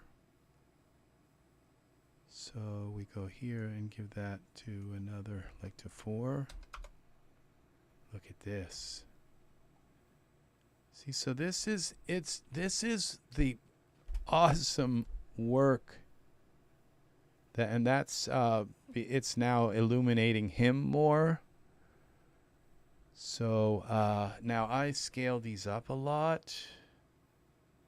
These wisps. Let's try to scale them down and get a little bit more detail into them. So we go into parameters.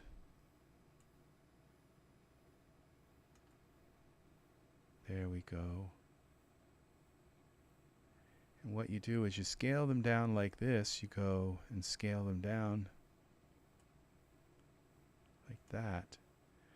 And then you edit, you bring them over here, and then you edit, duplicate, you bring them over here, and you have something with a little more detail in it. And what I would do is move all of this back a little bit and resize it. And I think even this spray here could come ahead more.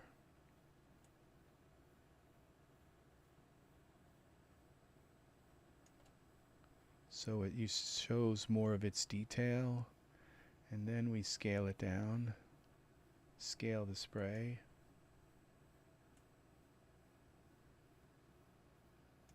Now the spray is being hit. The spray is actually under our ceiling light. So in order for it to not hit that and become white, we would have to make our ceiling light a little smaller. So we scale that down a little bit.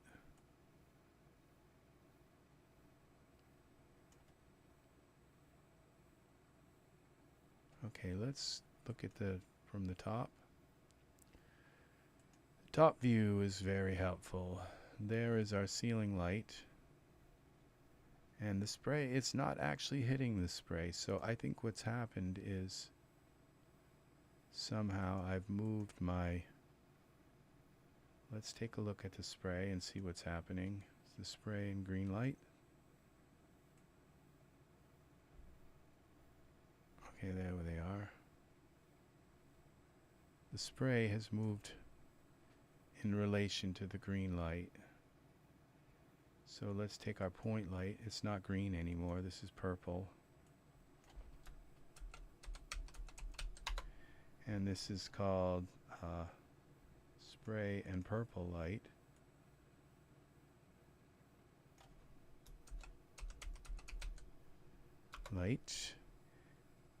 Let's look at it directly on. There's our purple light. Where's the purple light? Right there. We're going to move this down like this. When I resize the purple light, the spray, it moved it. And now let's look at it from the right, from the left. Okay, that looks about right. So now we just have to give the purple light some... Oh, I think the purple light is under my plane. That's the problem here. So we move our plane over. Z. Oh, that's minus Z.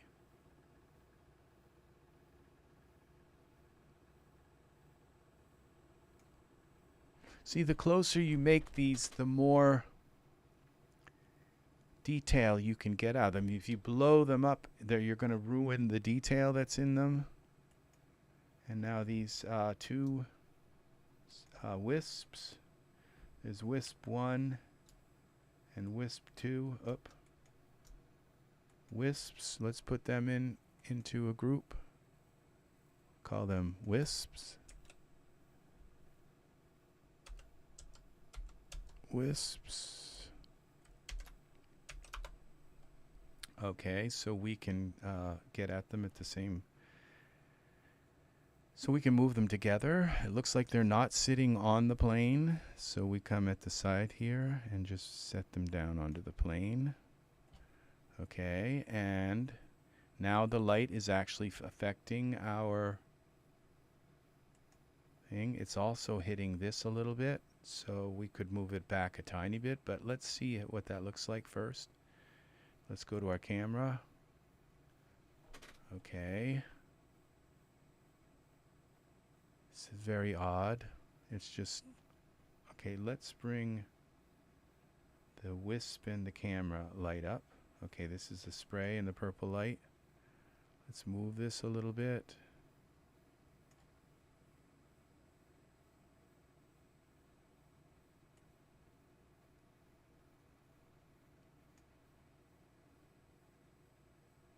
Oh, I know it's wrong.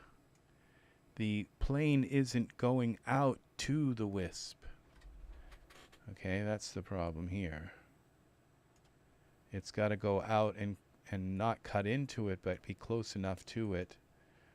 So we go from the right view again. Let's take a look at our wisps.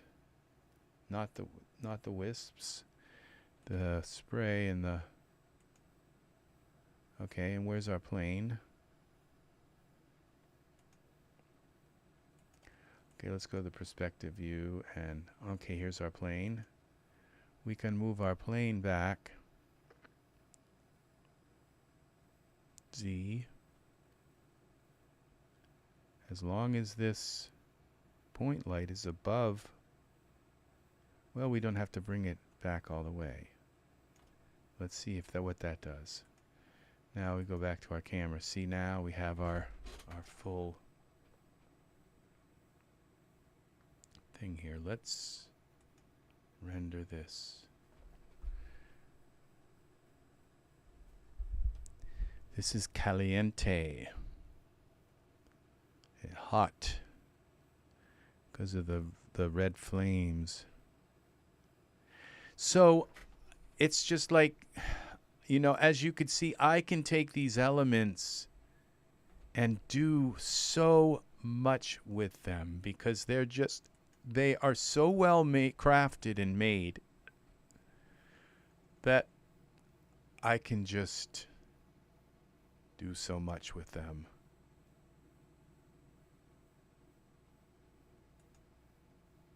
Look at this. There is Nathan. And look at the reflection of his feet on the ground. It's just like, wow. On the glass, well, I'd call, you know, mirror. I usually refer to a reflection like that as chrome. But this was, I think, a type of silver. So it's just, it doesn't really matter. I guess it does. You get different silver has a certain reflectiveness, and glass has mirror has another, and you know, and so does chrome. So they all have a different kind of refraction in the way that they warp the reflection.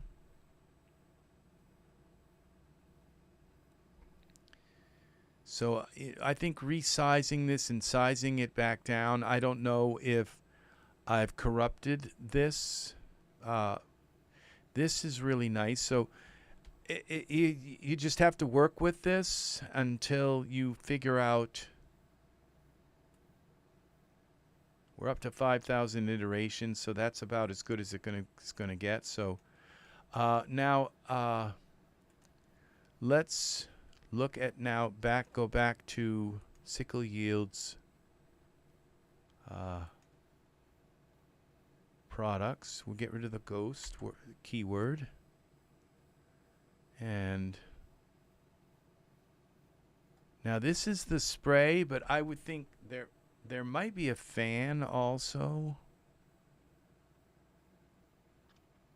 This is just so... This is amazing. These wisps of fire, they are really... I'm really impressed by them. And they'll go props here, and I'm wondering if she gave us a fan as well. This is spray.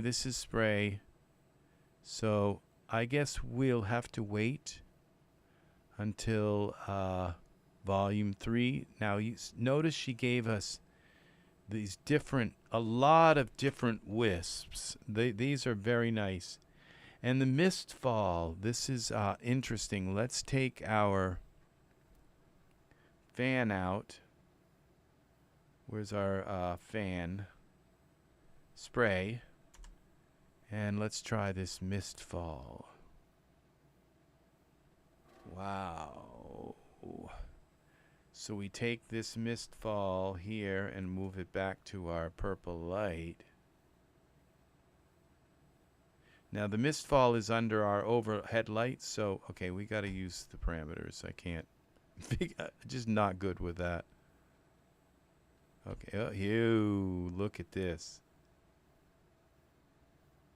Now I think it matters if the light that's reflecting on it is coming from the in front of it or in back of it. So when we go in front of the light, it kind of obscures it. Let's go to our perspective and see what we're doing with this mist fall.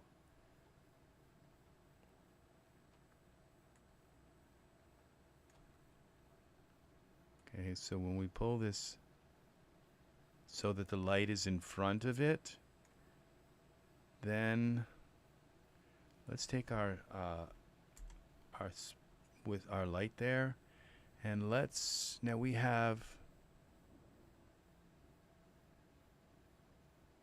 a spotlight.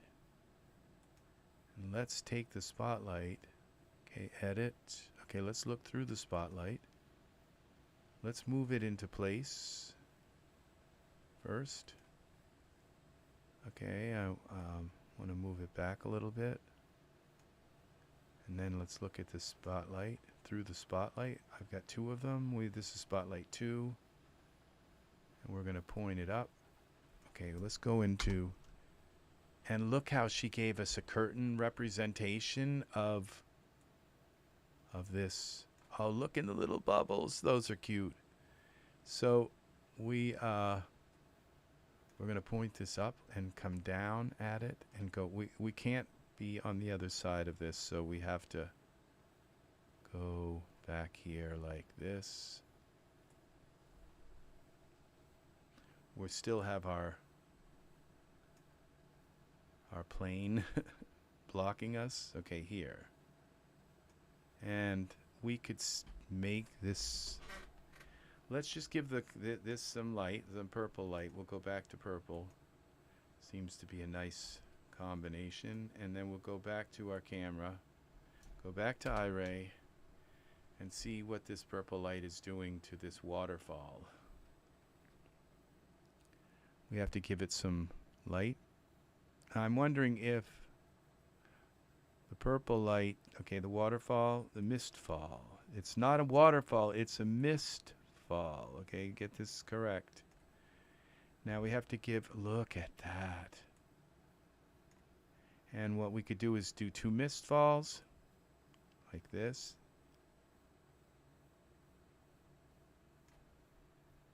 Okay, there's our mist fall. Edit, duplicate, so we can keep the detail that SickleYield put into the mist fall. This is mist fall 2 without destroying the detail by resizing it. So we have 2 mist falls here. And let's pull this together a little more. Okay, and then we take our spotlight, give it some juice here. We're going to put these mist falls into a group so we can move them together. I guess they're one word. That is a cool word to accept. She put a lot of thought into this. So now I think the mist fall may still be being hit by my ghost light, but I'm not sure. So we could take we take this mist fall. It's going to change if I put a red light on, purple light on it. So here, where's my other spotlight 2? Spray and purple light. We're going to get rid of that. What happened to my other light? Let's get rid of these point lights. Okay, spotlight. I think I deleted. Oh, maybe I put it in. There's my spotlight. Unparent the spotlight. Okay, so I can get at it a little easier. Now let's give the spotlight some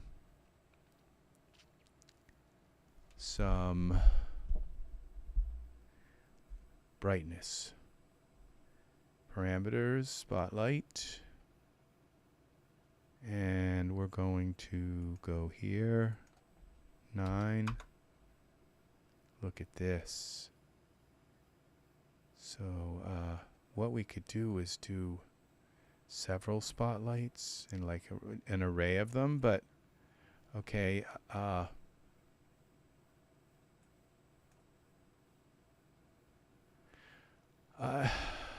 think what I have to do is move the mist out and then move it down. So that's why we have the mist in a group.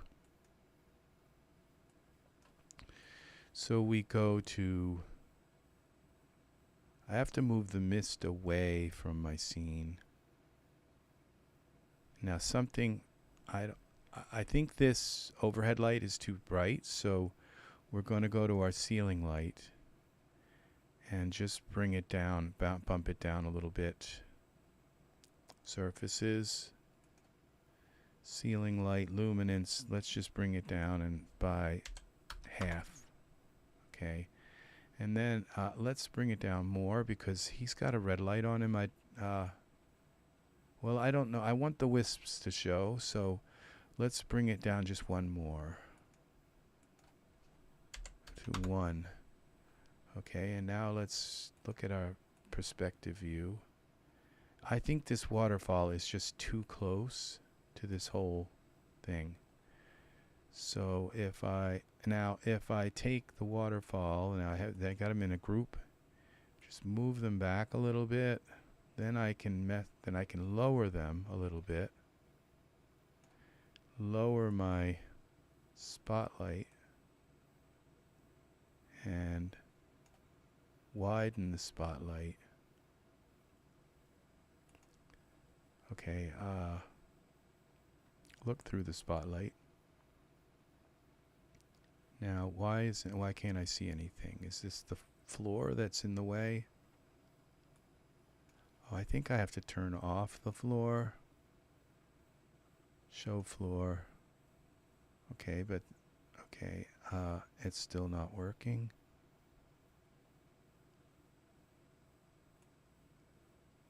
Okay, 9. What's wrong?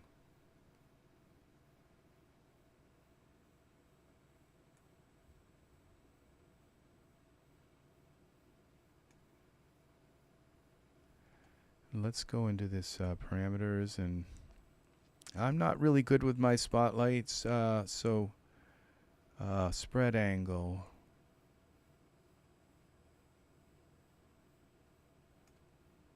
That just made it like really wide. Okay. And then let's go to lumens and let's give it another 9. And then let's go back to our camera view and see if this is doing anything.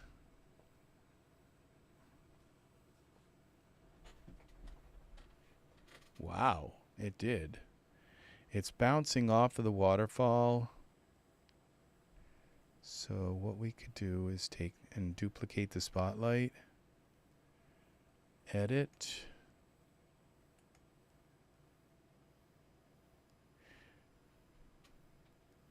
Okay, so what we want to do is move the waterfall. Okay, all right, I don't think that'll work.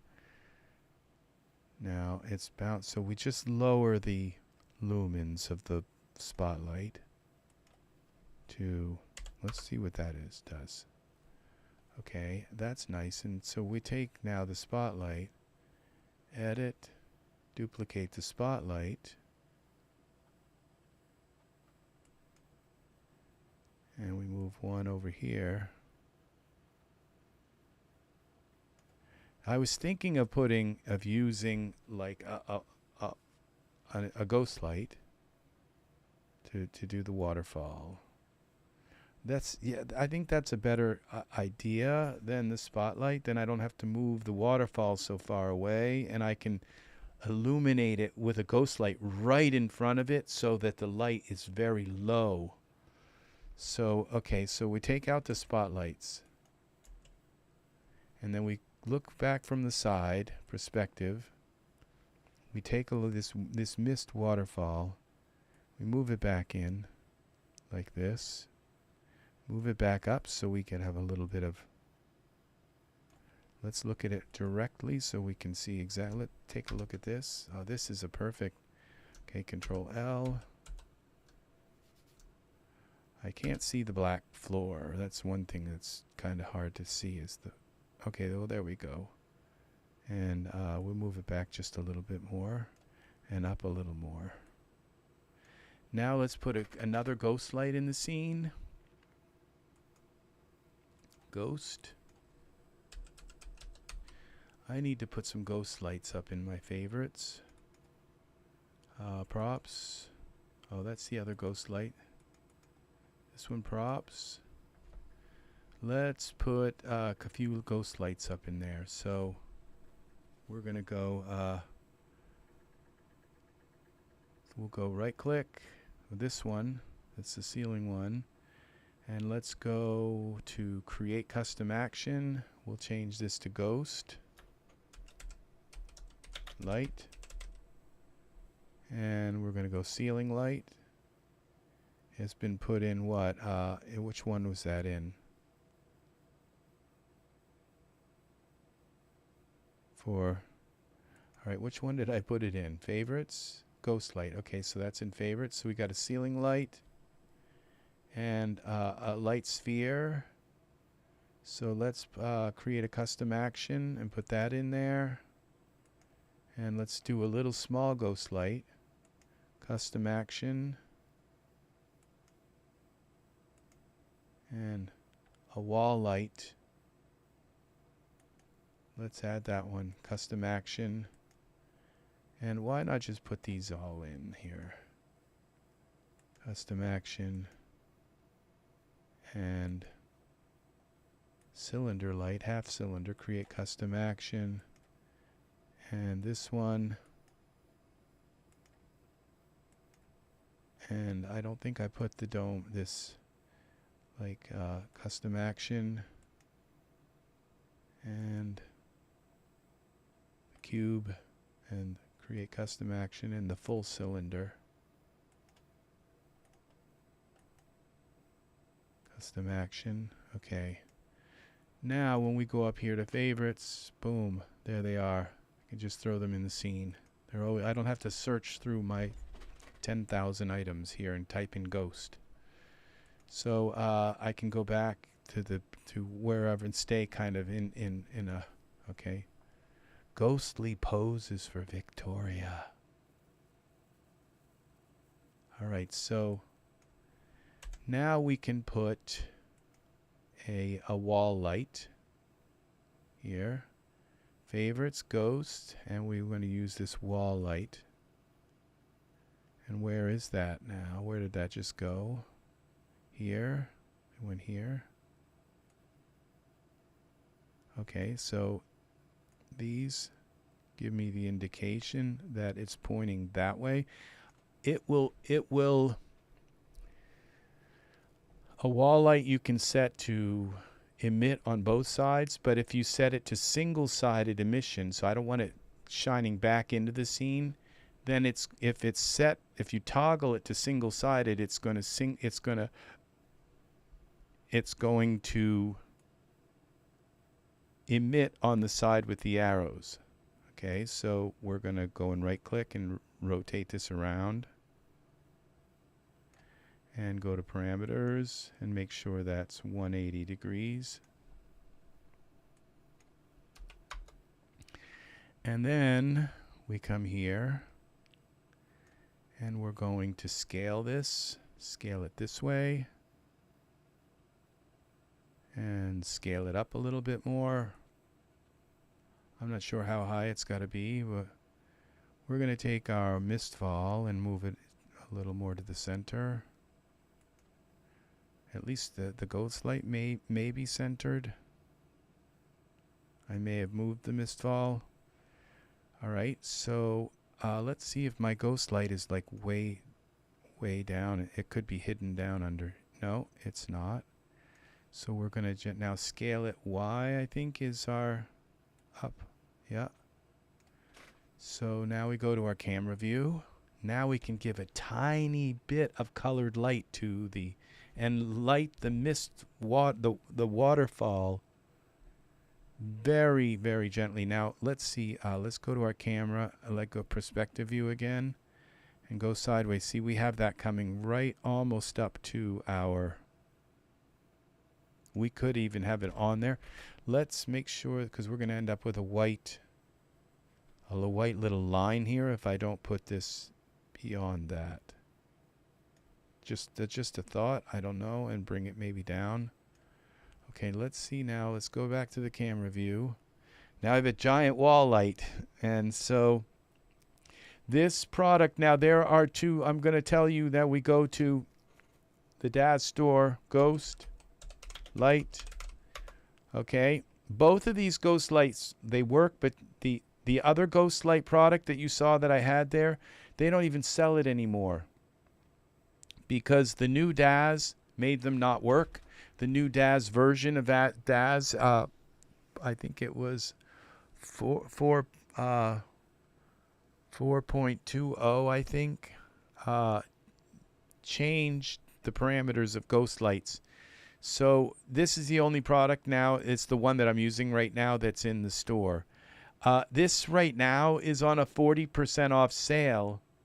Okay, so currently that's a huge savings. It's normally $20, and it's now down to $12. Okay, so plus tax. We always have to figure the full.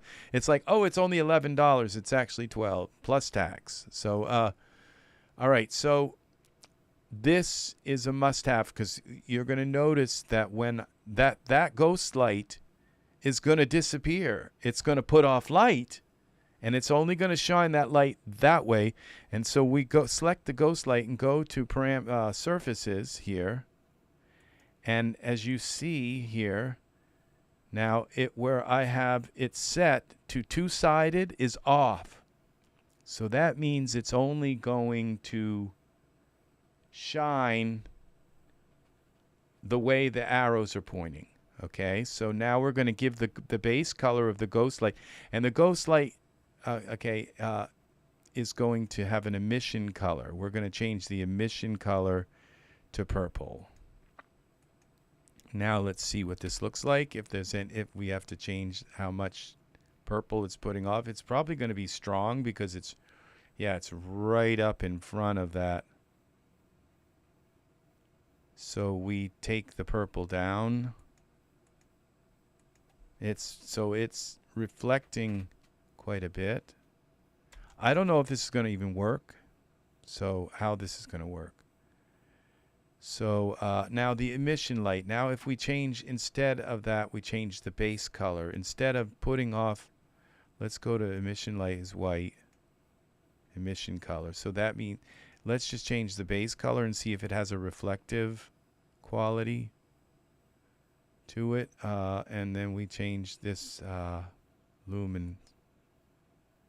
Did I just change that value there? Okay, I think it was this one that I changed, but change that to 9. No, see the emission color, luminance.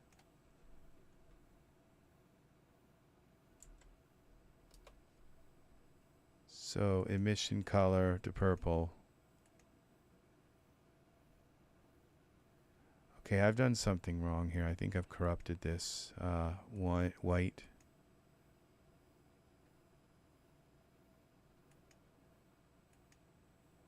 This is how many watts.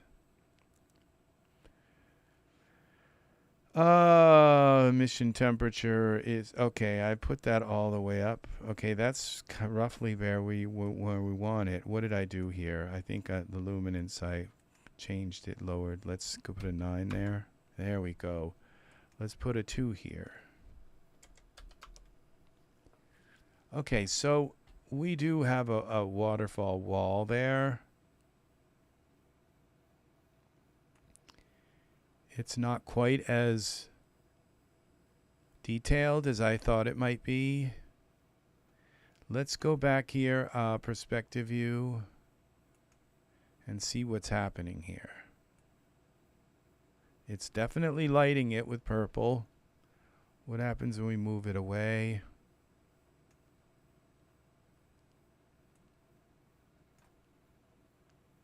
We move it away. See, this is a ghost light, so it's... See, that gave it a little more detail. Now, when I bring it right up in front of it,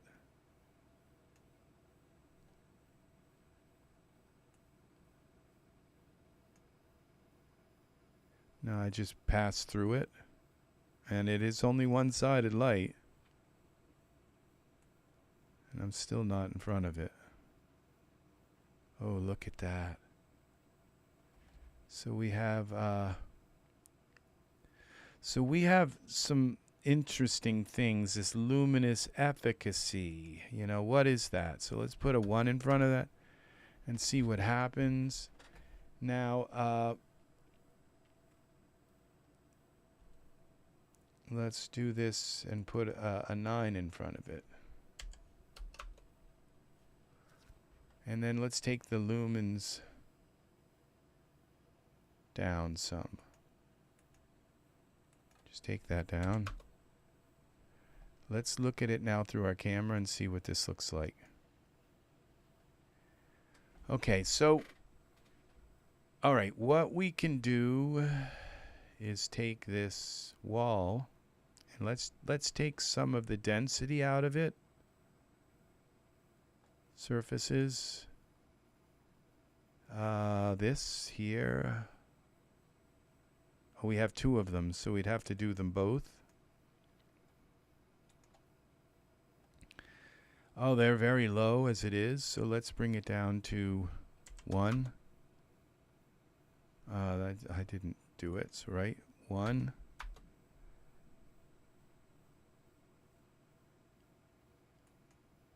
That like did nothing. Oh, we have 2 smoke cubes. Oh, this is a different kind of thing. I don't understand this at all. Oh, 1 is the bottom. And now if we go in here, it should be 1. No, 1. Okay, the 1 is the little bubbles that go along the bottom. And then the other is probably the rays that are the fall part. Okay, so I wish these were kind of named accordingly, but we'll figure it out. Let's put a 1 here, and okay, so as you can see, the bubbles here disappeared, kind of. So where were they, at 50? So if we take now this other one, should be the falls part, and that's really low. That's the one I set. So 5, let's go to 0.1. Okay. This gives us a little bit more of some kind of detail, some kind of dramatic effect, more drama here. So let's go to point, because what I want is the black showing through. So let's go to 0.5. Okay, that gives us some kind of reflection here on the, and then we go here to this one. Select this and 0.5, 0.05. That didn't work. What's the difference here? What did I do? 0.05 is a density multiplier on smoke cube.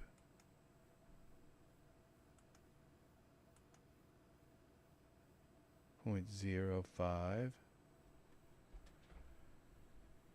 Well, they look the same. Okay, it's just some kind of illusion. Now I don't have them pulled in close enough together. They have like a crack in the middle. So let's go to parameters. Let's close that gap. And there's one misfall. Well, that's actually enough, but I think what I'll do is close this one a little bit. Oh, those are the mysterious whiffs. Delete. Now we go to the misfall. Which one is which? Oh, that's both. There's one.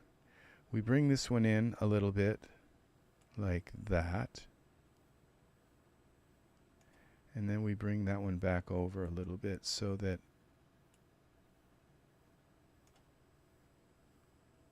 which one's got to go in? This one's got to come back in just a tiny bit. Okay, there we go. There we go.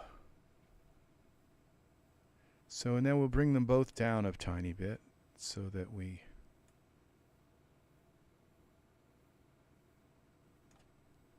There. Look at that. Now, it's something... So let's go and now bring the smoke, the density. Let's bring it down. See, what I'm looking for is, if I bring it down too far, it's just going to look like bars, you know, and it's supposed to be, and I'm not getting the kind of detail out of this that I'd like to see. So what I think I'm going to do is I'm going to delete one of these cubes, mist falls, and I'm going to bring the other mist fall in like this and move it in like that. Well, I can't. It's not going to work like that. It's just not wide enough.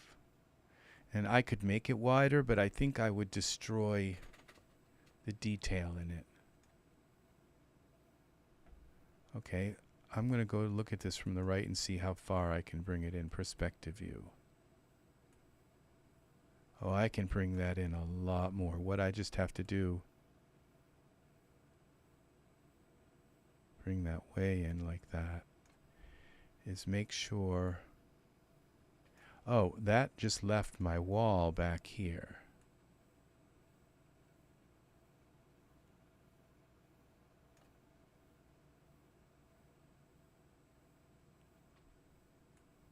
And so what I have is now this other ceiling light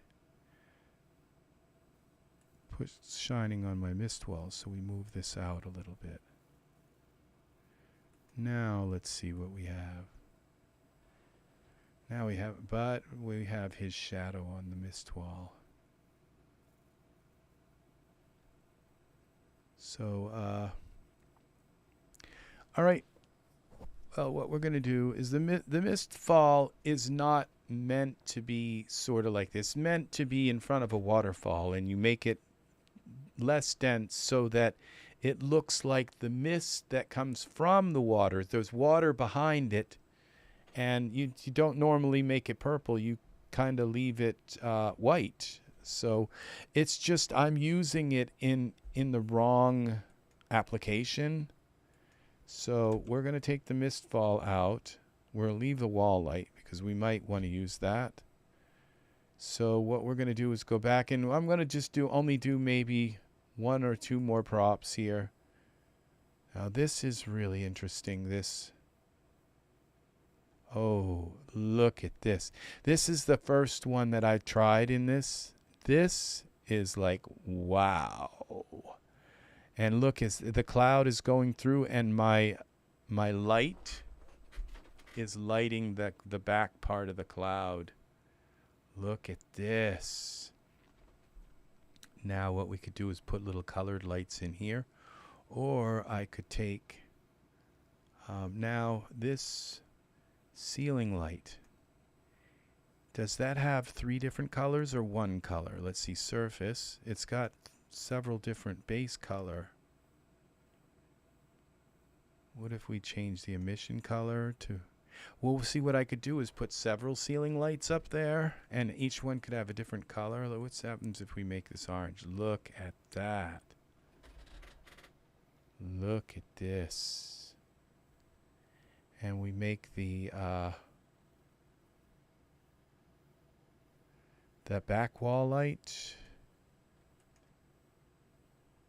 What if we go with that? Wow, the ceiling light. Let's oh my gosh, ceiling light. Let's go with a light blue.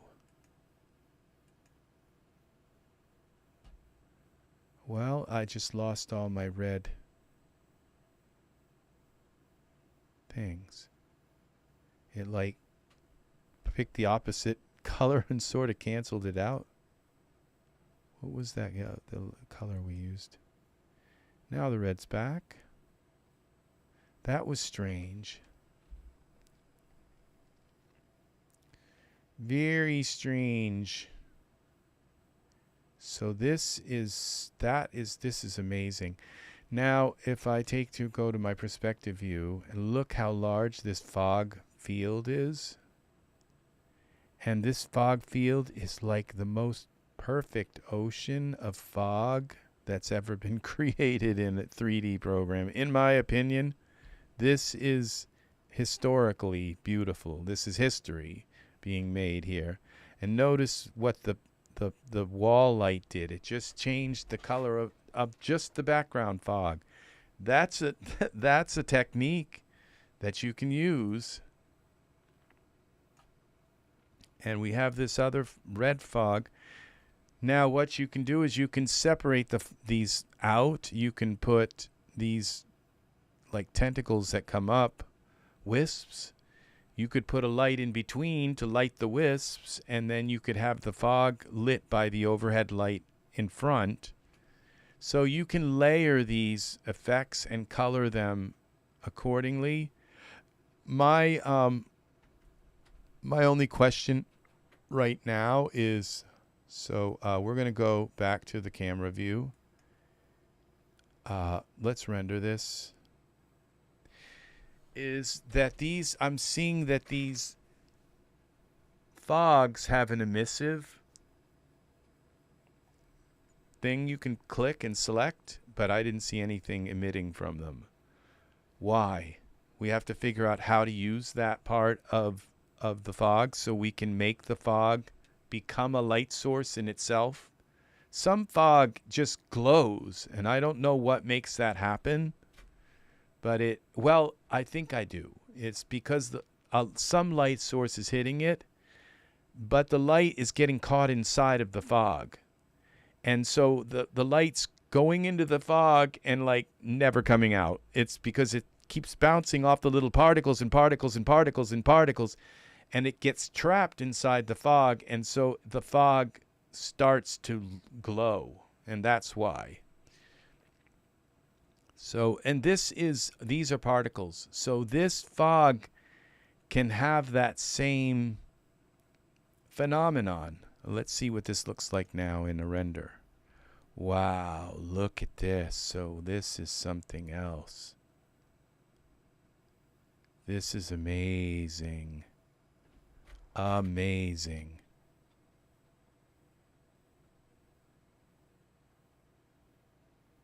Wow. He looks like a prophet. It's just kind of like, come into my church. I'm sorry. So we have N Cherry, who has put a cherry on this evening with her last post that happened several hours, and it was SickleYield is wonderful. And that is what we're going to end this tutorial with, is that SickleYield is wonderful. Thank you very much for watching. I hope you have learned something. Actually, I want to do one more thing. So we're going to save this as Green Aura 3. So we'll cancel this render. How many? I forgot to look and see how many iterations. I'm going to just save this. Okay, save this Green Aura 3, we'll call it. And we'll save that ping file. And we're going to save this. Save as scene green AU. I know there's no green in it.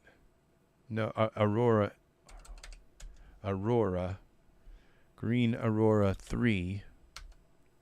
Save this file, the whole file, so I can come back to it someday.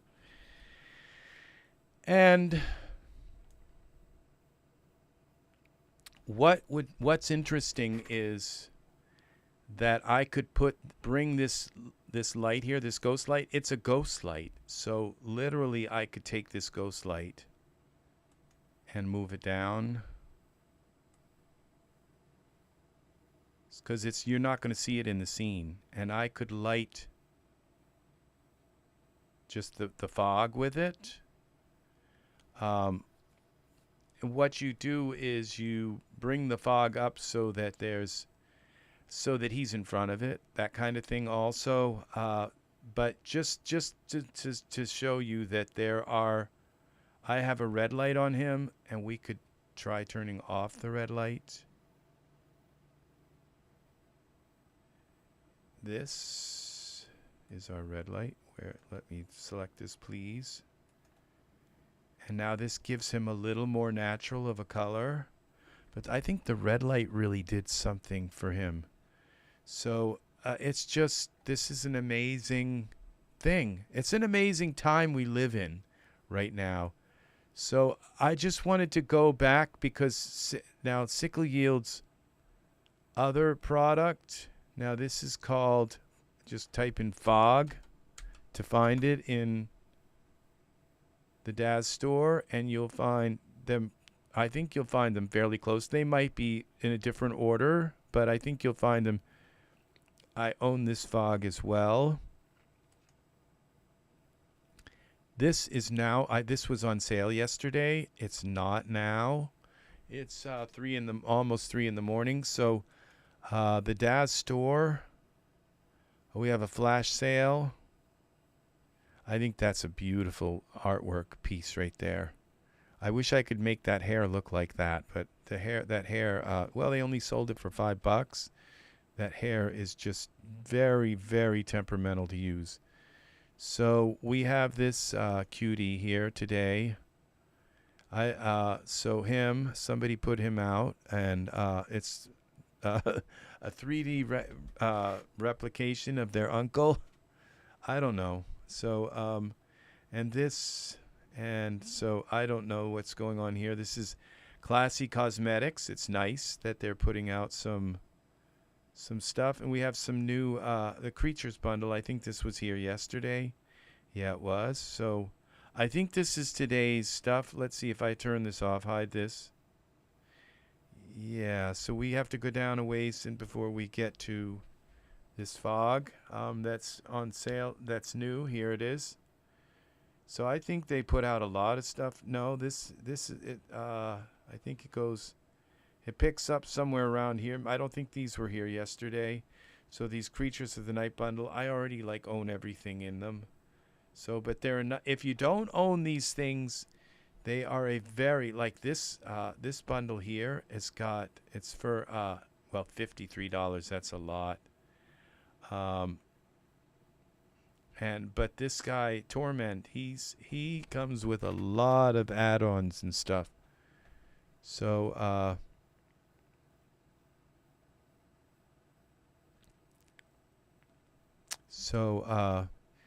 yeah, and these are all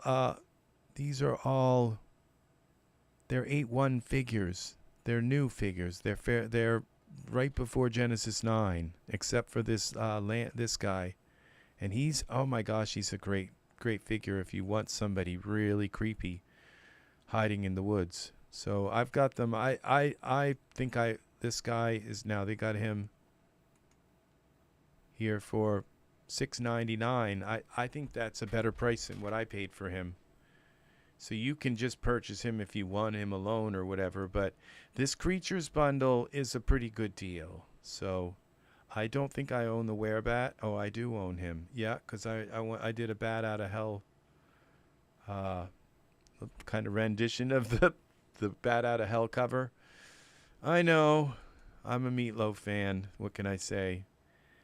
I own this thing too, whatever you want to call it.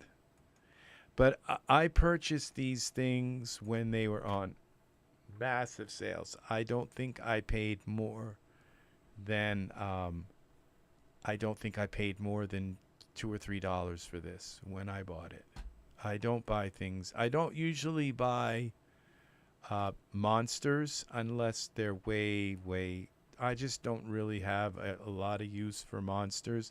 Not when you have really beautiful characters like this to use in your scenes. I don't want to scare my fans off. So I usually just stick with the most beautiful figures I can find and work with them. Put them in a beautiful scene. Now these sandals are nice. They're $12. I'll buy them when they go down to $5 or $3 or $4 or $5. You know, they're marketed for a female, but they would go fine on a male. They just, yeah, you can see they could go fine on a male. A slightly flamboyant one, but yeah, they are fine. So if you don't have sandals and you work mostly with Genesis 9 figures, then they're worth paying that price for them. If you don't have any sandals and you really just want something, see, these sandals won't work for like angels or anything that flies because they'll fall off their feet. So you have to have something that straps up the leg that's minimalist but still would stay on their feet. Oh, now I haven't seen this before. This is new today. And this is $15 for this out. This looks like it's very well made. Yeah, it does look very well made. I'm not big on camouflage, but that's nice. It's a little bit kind of like paratrooper kind of look for his colors. These are really nice. I love the tank top. So when I look at a suit like at a clothing thing like this, the pants and the tank top are just, to me, they're worth 50. You know, I'm not going to purchase this because I have just so much clothes and I have no money in my bank account right now. But when I see this, okay, it comes with the shirt, comes with the pants, and the pants look really nice. They are really nice. I wonder if there's an option to use the pants without the shoes, so that they just I don't see anything without the shoes. And the way they bunch together like that, it's like you have to have weird that you have to do. I kind of wish the pants. Now look at this. Now see another option. It looks like the pants. Okay. It looks like the pants go around the shoes. They don't tuck into the shoes like it looked like before. They actually hang down over the shoes, which you will find down here. Probably down here there's a morph for the pants. Okay, where it's going to say where the morphs. Hood camo, pants, Picasso pants, Scott pants, Tart. No, those are the all the different. They just way overdid the colors here. They could have just. So what they're doing is blinding you with colors.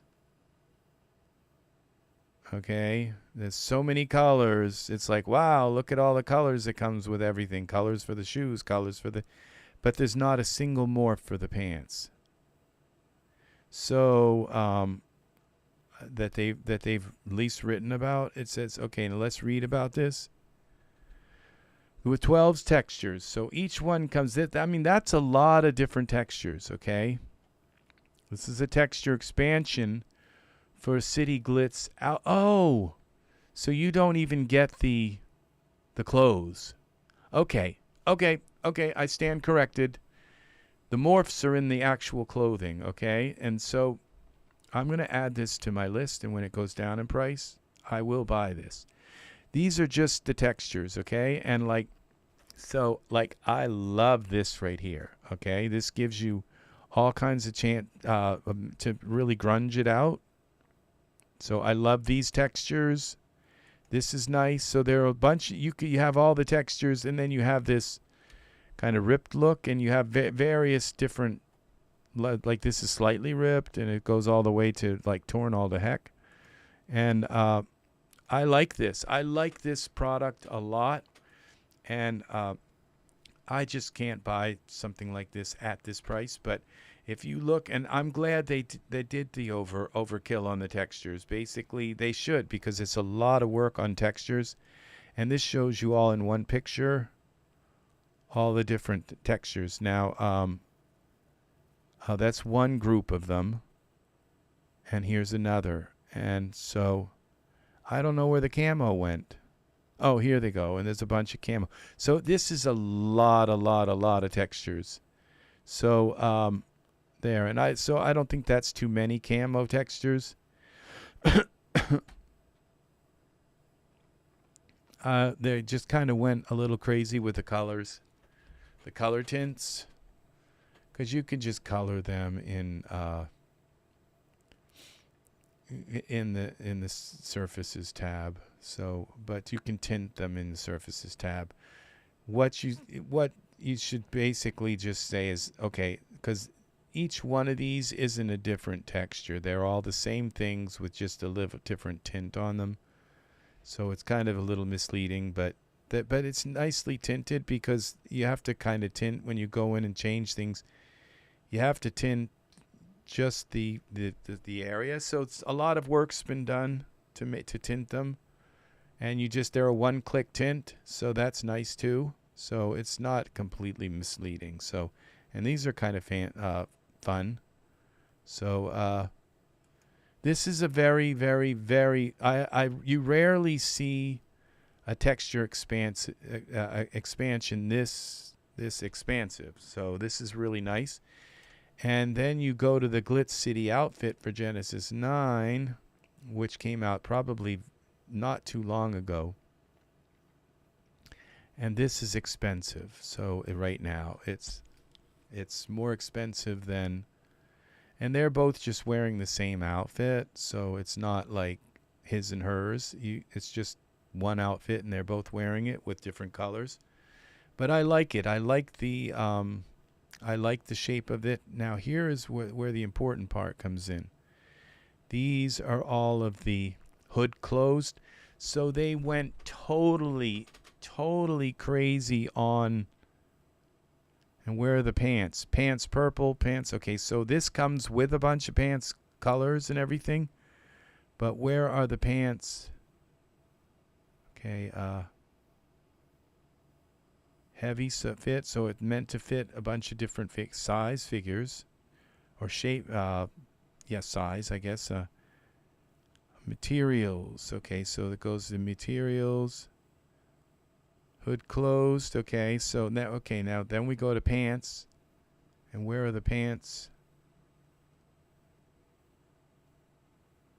Materials. Okay, I'm not seeing pants. Expand all, loose thighs. Okay. Glitz Fit City Glitz pants. Loose. Okay. See, what I don't see is lower the legs. So that's what kind of bugs me about these pants. They're too high. It looks like they're going out for they go around the shoes. The pants should go down to about here. And they don't. They look like they're waiting for a flood. So I'd still buy this, maybe. I don't know. I would probably just what I would do is I would create a gigantic mesh grabber and just touch them right about here with a big sphere around it and just pull those pants down where they're supposed to go. And that might work, or I might just grab like the whole area here and just slowly kind of pull them down gradually until they're down where they should be. Okay, I don't know a lot of people that wear their pants up like that. So, and I don't see, it says this is for the hood. Okay, this is for the hood. Okay, Glitz pants. Oh, okay, I get it. Expand all. No, I don't get it. Okay, this is the hood. Loosen wrists, okay, and that so nothing like makes the pants the legs longer. So that's kind of a deal breaker for me, and especially at $17. There's just no way to make this look not so goofy. But I would still buy them, because there's a way to just grab a hold of them and wrench them down to where they're supposed to be. But yeah, give us leg length stuff. So I go into all this stuff, and I just kind of talk about, but look at all of the different materials that comes with just this set. So you go into this, and these come with this set. So for $17, you got all these different sizes. The legs are still too tall, and it looks like if I wrenched them down, it still wouldn't work right. So yeah, my problem with these are the base of them are just screwed right up. You didn't put enough fabric there. And look at what they can do. This is really nice. I've never seen this in clothing, where you can dial up the amount of wrinkles. That's really nice. All the way from like a windbreaker type of things material to a cotton, like a workout kind of thing, whatever it is. See, this is nice. Now, see, somehow he pulled the pants down. So they've done some kind of trick there. So, because that's not where they're covering half of the shoe. So so there's some trickery going on there. They've gone in and grabbed them and stretched them down. So look at this. So all right, now this one, they're kind of covering the shoe, the boots. Just kind of looks weird. So, but look at all the different textures that come with it. Now these are different colors and different clothing styles, and then it comes with that expansion that is huge. So like I said, I rarely these I like a lot. These two in particular, I like those a lot. And I can kind of deal with the way that looks in those particular patterns. And this is just very well made clothing too. It looks good in all the areas that a lot of clothing don't look good in. So, and the hoodie is huge. I mean, you always want a hoodie, and you can really put any color, any texture on this hoodie you want. You could make it all black. You can just go in and put your own shaders on it. And this whole thing about the looking ripped and all, that's another huge advantage with this clothing set. So the price is not out of, it's understandable. The price is fair for the amount of work that went into this clothing. So I don't have any criticism about this clothing set other than the length of the pants, like I said, that I could pull down and anyway with mesh grabber.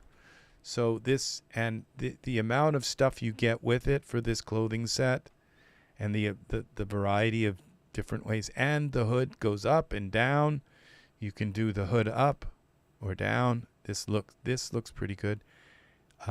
This is all the ripped style. They're all ripped. So this one's ripped a little more, and a little more. So there's probably a dial or something.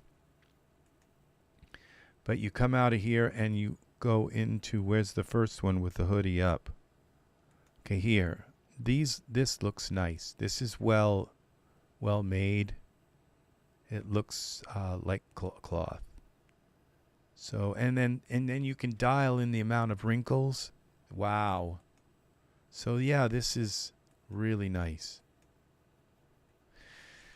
So I would say if you don't have a lot of Genesis 9 clothes, this is a buy, and so is this.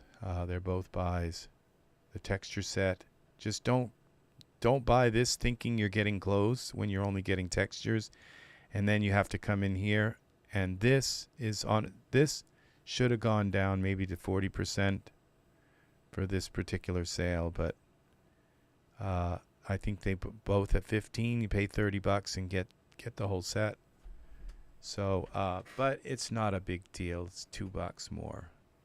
So, but yeah, look at all this, the colors and styles, and you get a bunch of stuff. So, all right, that's gonna do it for me. I'm out of here now. Have a wonderful, wonderful evening.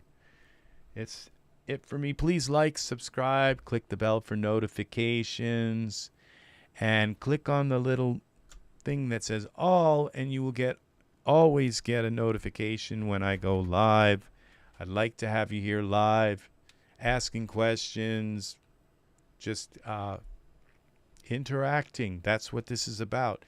It's being able to watch something and not just sit there watching. You can interact. And you can interact and say hi to the other people. Angus has been here all night. So thank you. Take care. I love you all, fans. Angus, you're the best.